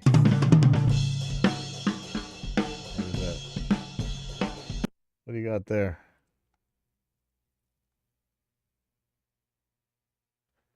I'm really not sure what he's playing here. This looks like he's hitting more toms, but I hope not.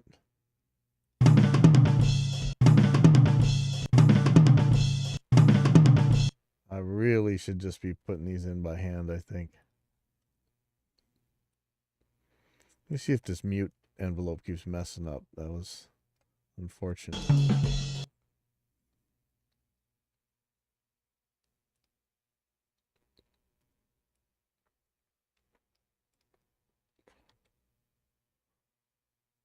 Oh man, why is that messing up? That is not good. Something really bad is going on here. Let's see why.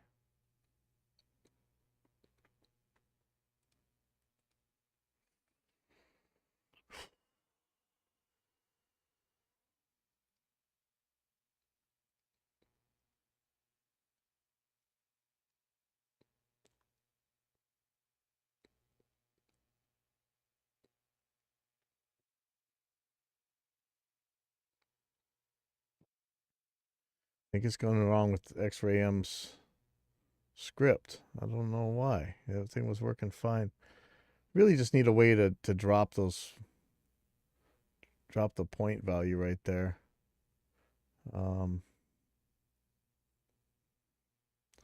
Is there a toggle mute? Let me just see. Mute. Toggle mute for the track. I don't want to toggle mute for the track. Toggle mute. Envelope. Active or visible.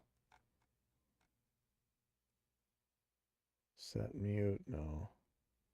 Toggle mute for last touch track. That's probably going to happen to the... Which one on the envelope? Envelope. Mute automation items. Toggle take mute envelope.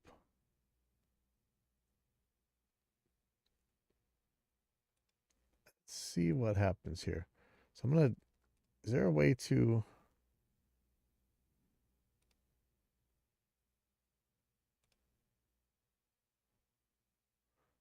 uh-oh.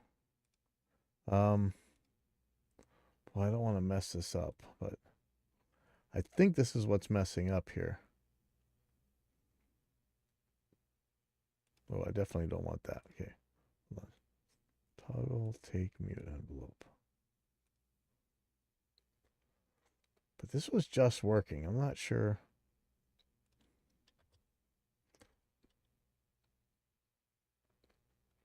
No, it's not going to work. Never mind. Hold on. Let me just check what's going on here. See, that's working fine. What's the problem when I do it in there? That's working fine. What is the problem? Why would I get another extra envelope point there? So what if I do it here? Yeah, see, that's messing up. What? What is messing that up? Boy.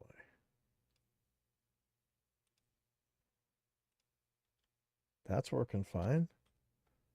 What in the world is going on here? Now it's working fine. I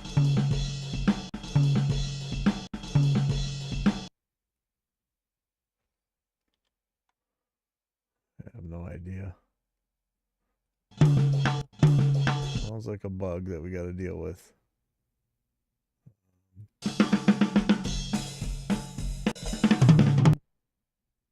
Yeah, I'm really probably just going to place these by hand. I don't really trust that's going to pick up very well from the trigger. And even if it does play in the wrong place, right place, it may not do anything pleasant.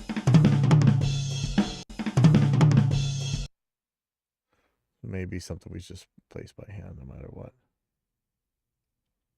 But let's see. Oh, and I really screwed up because it's the wrong one. Oops. Okay. Yeah, I blew that.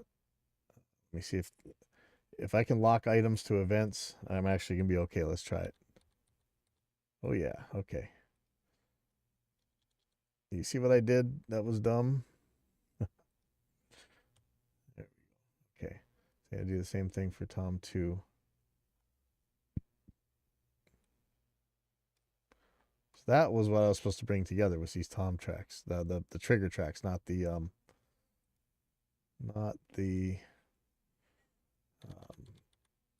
original tracks.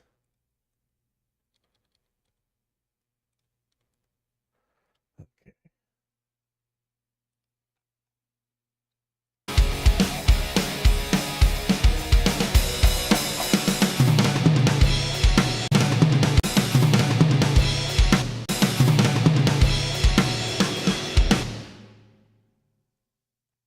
Mute these. Yes, yeah, it's just awful. I really think I'm placing these in by hand.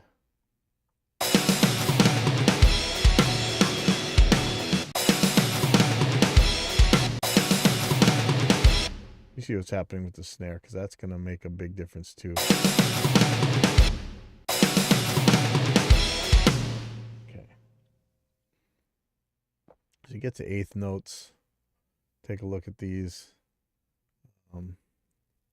Don't need this envelope. Clear that envelope.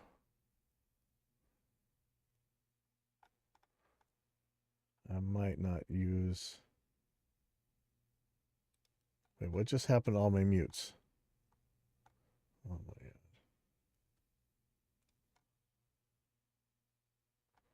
Well, that's unfortunate.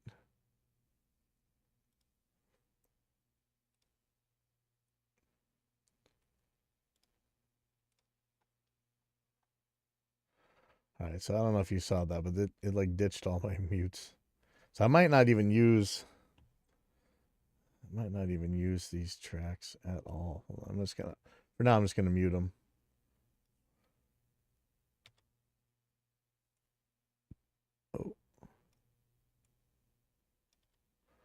I really think I'm gonna have to put these in by hand. So let me just do that real quick. Media. Oh, wait a second. Item volume. Envelope mute. Okay. I have no idea why the mutes disappeared. That was uncool. So Media Explorer. Just gonna copy this guy. And let's just think about where this is going to end up.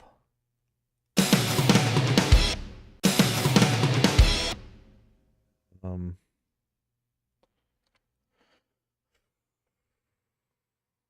going to assume we're talking 16th notes.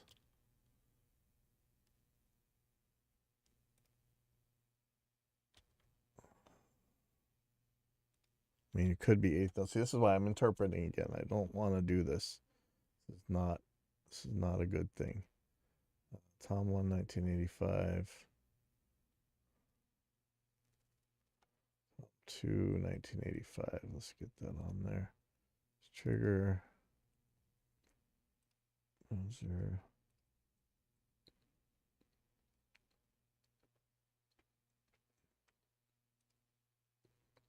This is going to be Tom 3. Dry. Natural. Big. EMS1. EMS2. And then I'm probably just going to use the big sound for now. I'll fine tune that in a second.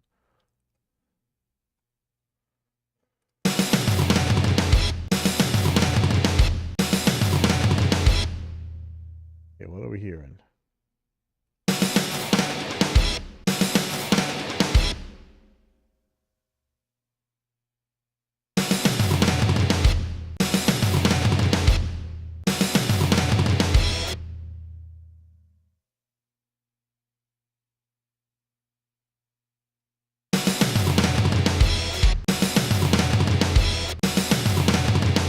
Might just be bleeding out on too many other tracks to... I mean, I could go and start stretching these things, right? I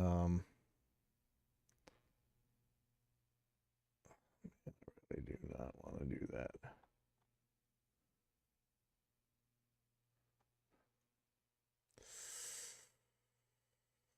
Boy.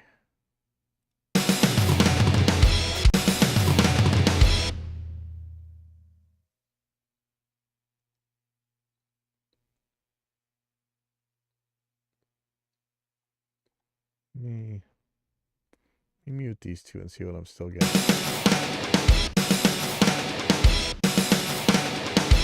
Okay, actually, the bleed is not too bad. This is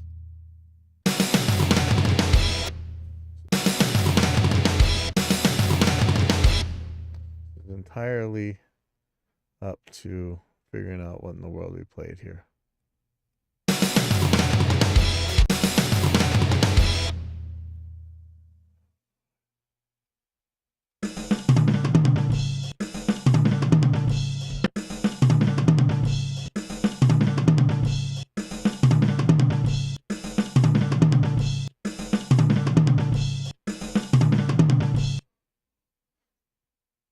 See, are these 16th notes? This is really bad. Like, this is from a bunch of different takes, but this is how it ends up many times. I'm gonna think that these are all moved forward ahead in time to the 4. So let me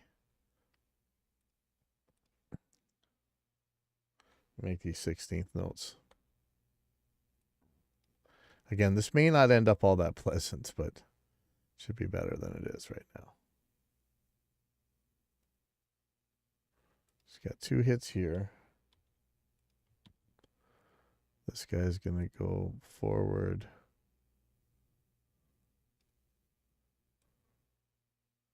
This one's going to start on the 4. I don't know if there's another hit.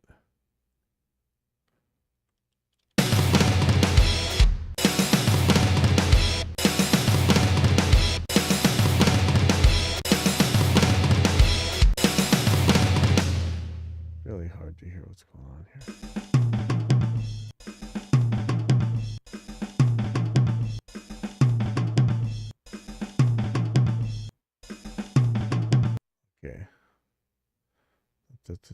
Duh.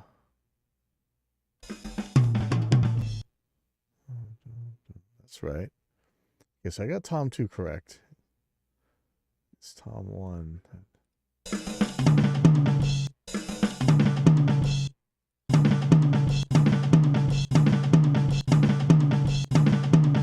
Well, that's a snare right there. So there's only 2 hits. Okay.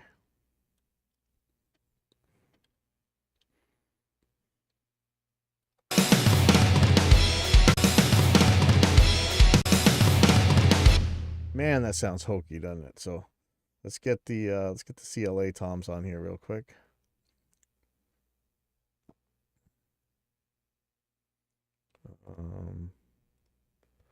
Trigger.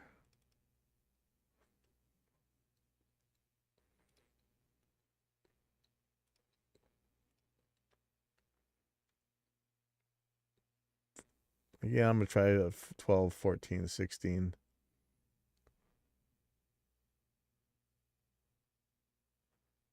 Actually, let me try the 10. Might be too small. Try 12. Actually, 12 is pretty good.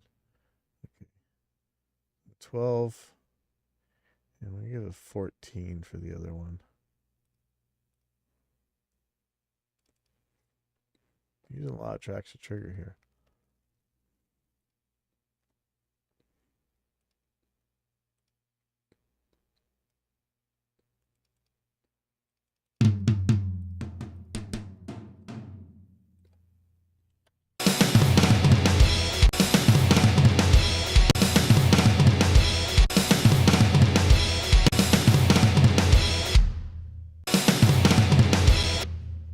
See, this is right-ish, but it doesn't sound good. About so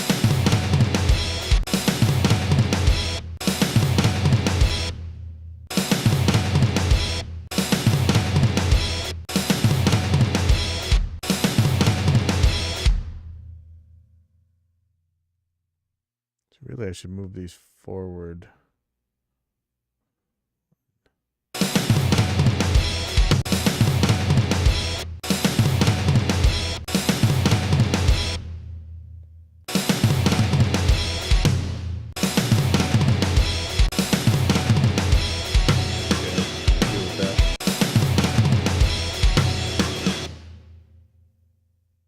Okay, wait a second.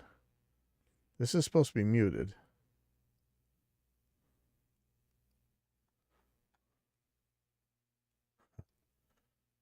Okay, sorry. Now some things are making some more sense now. Let's see how this sounds.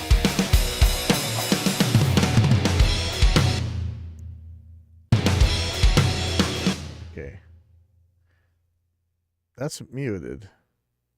How is it getting a trigger? So this is always going to be troubleshooting. Somehow this guy's getting through. This should be muted. Why is this not muted?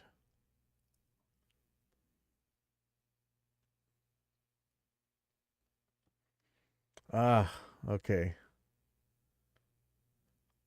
I think this has to do with where the send is. Is the mute after the fader? That would suck. Oh boy. Hold on. Let me just try that real quick. I'm going to move this to pre-fader post-effect. Okay, I'm going to move this to post-fader. And if I were to turn this up,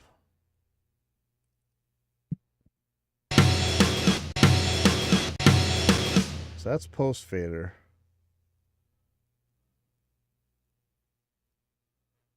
Oh boy, I'm messing up here. Is there a... So the mute is in the wrong place for the send. That's the problem.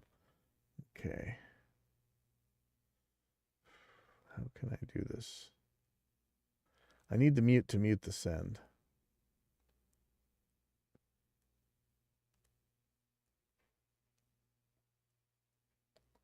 That's why I was doing the pre-effects volume instead of the mute.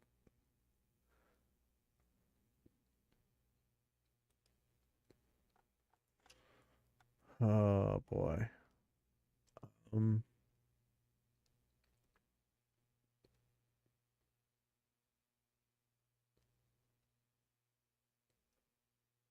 Is there any reason not to do this?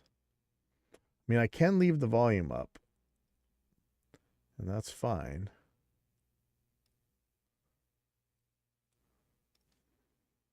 Do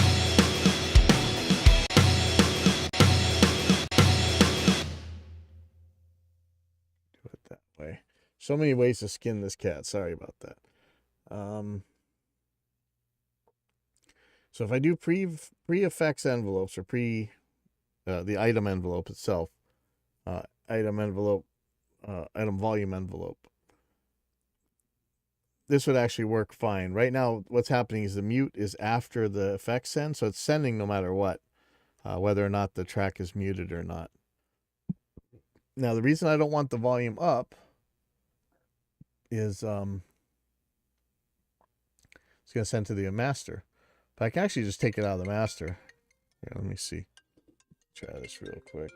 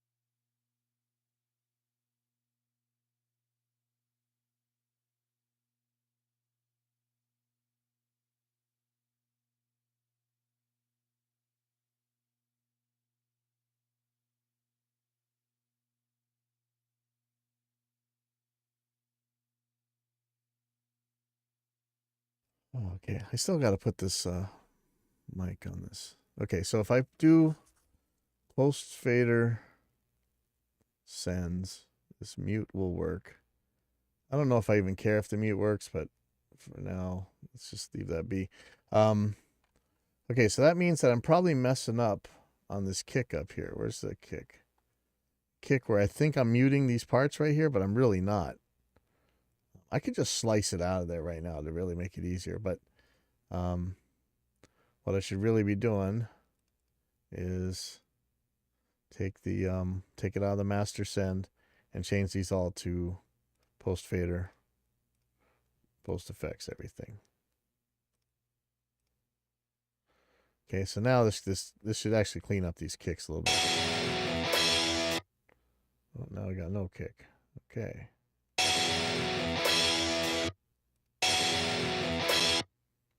Okay, but then I can't send this. Okay. So this is the conundrum. I really want to send this to here, but I can just take this out of the folder track and send this to the same place. Then do I care? Okay. So this guy, it's not going to go to the master either, but it's going to go to all the kick things. So it's going to go to the kick CLA, and it's going to go post fader, post pan is fine. Kick 1985, kick Dr. Bob, kick Dr. Bob. Okay.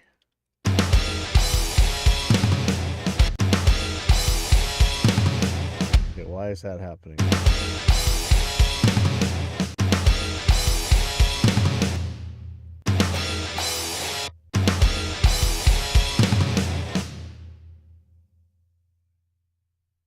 Seems like this is triggering a little bit too easy.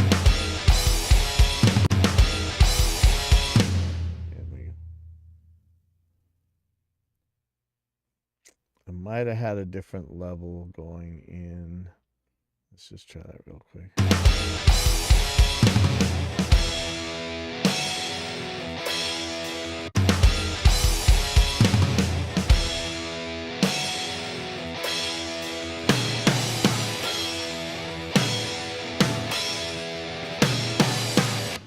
I don't know what that is. I'll fight that in a second. So let me loop this section.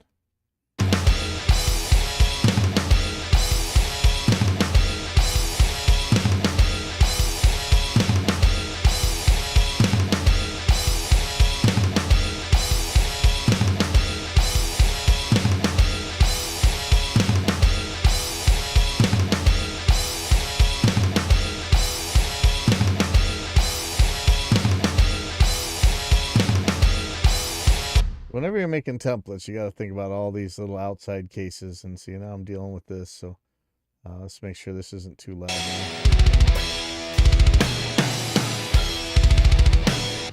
So this could really be a lot louder.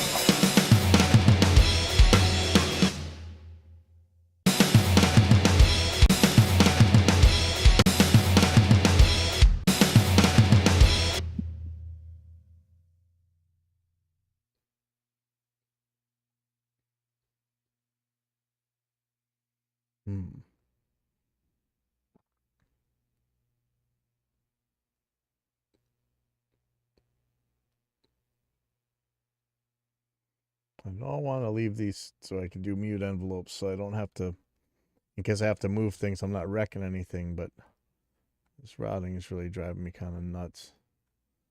So if this...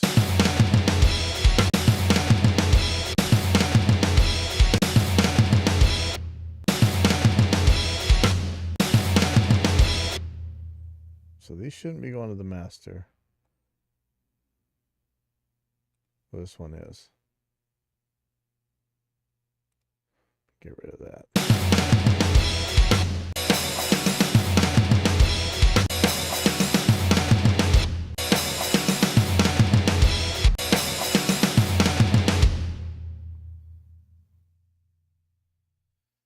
Okay, so this isn't working because of that mute envelope.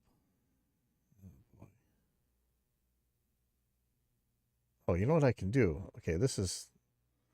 okay. That one's going to get the envelope. So I'm going to call this one...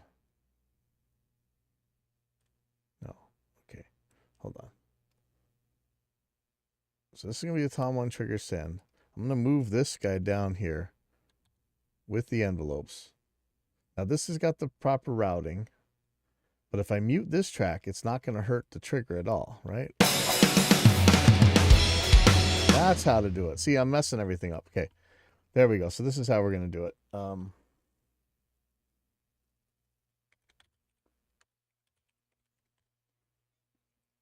Okay, so check this out. Now here we're getting all slick and trick. All right. Clear that envelope. Okay, so this guy right here is going to the it's going to all the trigger sends. Here's the audio from it. I can use the mute envelope on it, and when I mute it, it won't go out to the it's not getting out to the trigger send there, right? Because it's muted. If it was unmuted, watch. There we go. Okay, so here we go. So now when it's muted, it's not going to get out to that trigger send. But the blipper will still do that. Now this guy's not going to the master, so we don't have to worry about the audio getting out. So that's how you do that. Okay, so I'm going to make this into a template for that. To audio. Move that down. Clear this mute envelope.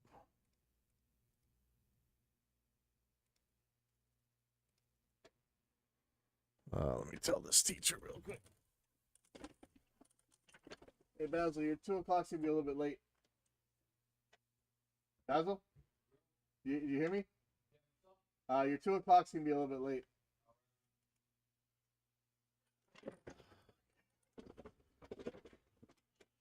All right, well, that's how you do it. So I'm gonna remake this template for that in a second here.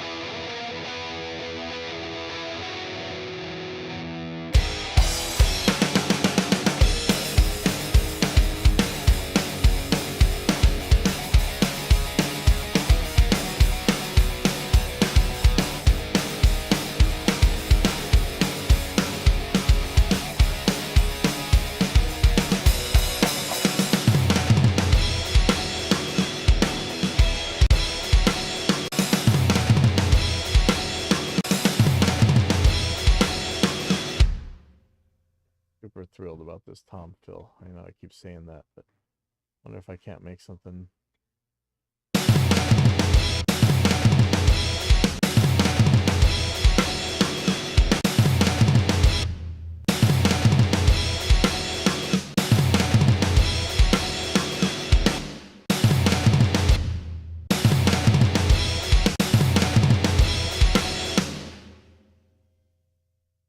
Kill the 1985 one real quick.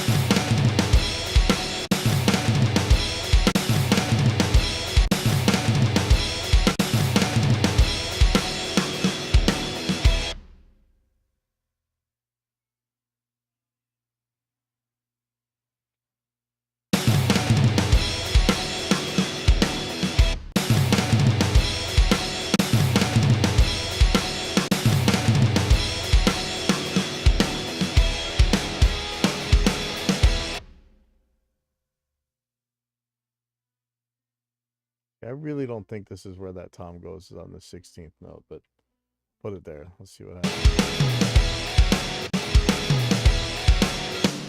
Okay.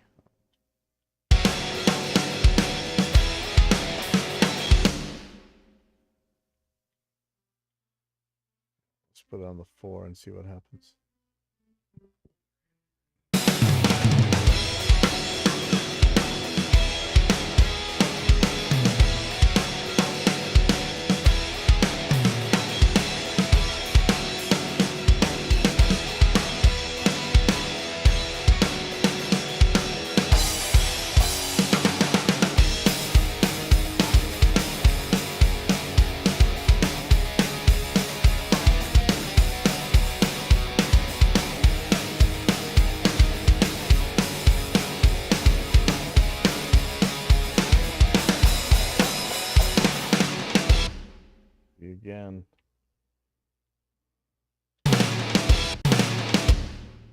those snares are. The snare flam here, snare here, snare flam there. So I want to make sure I'm clear of that when I do these toms. So I'm going to assume this is ahead of time.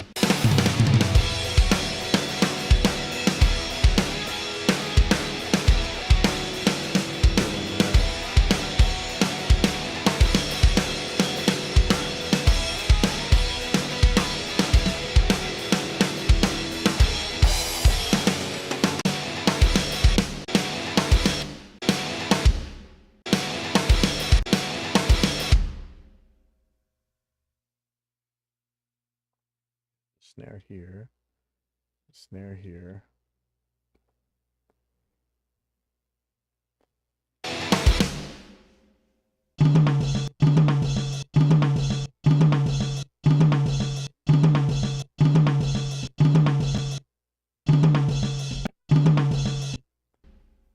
Well, I'm going to assume, again, I'm interpreting.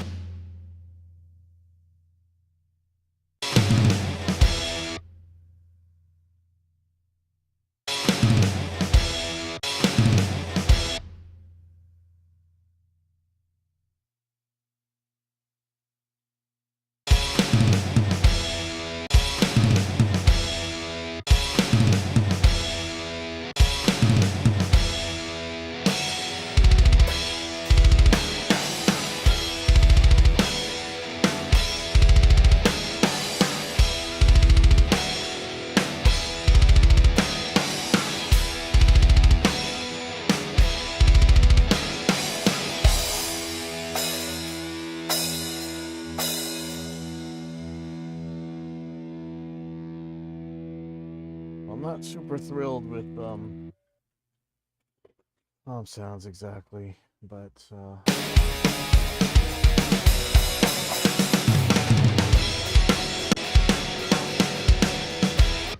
tom parts so many times just make crazy problems for records. Like it's really hard to get them to sound good. You gotta usually when you hear really good sounding ones, they're played super slow.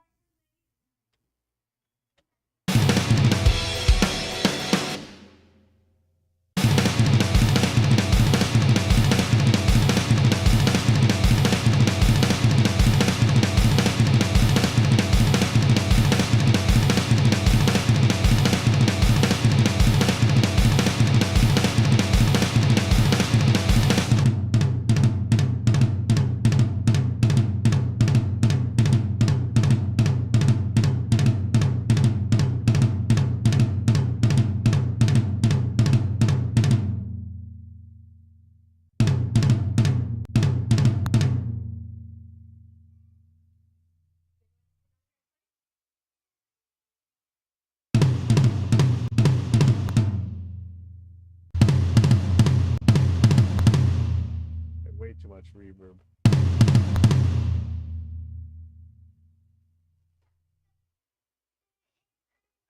Let's do the natural one.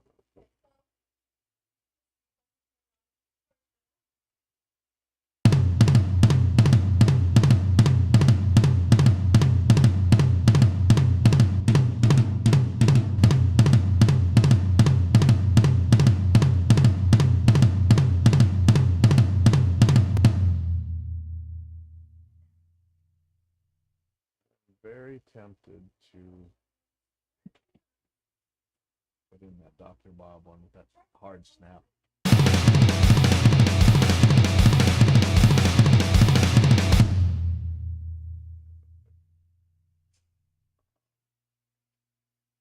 Dr. Bob. It's just gonna be the reverb one now.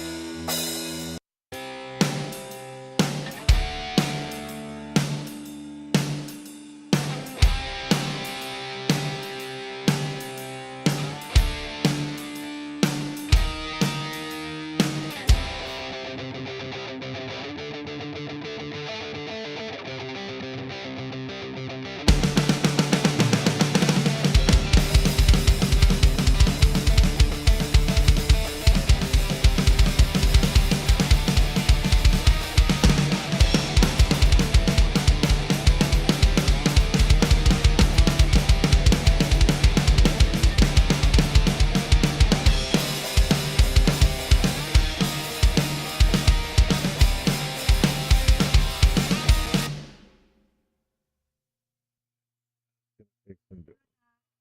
This cable just broke. Fixable or toss? Oh, it's just an end. Okay. So just like put it back on, Uh, or does it need more love than that? maybe for that. Oh, no, I think this is. Okay.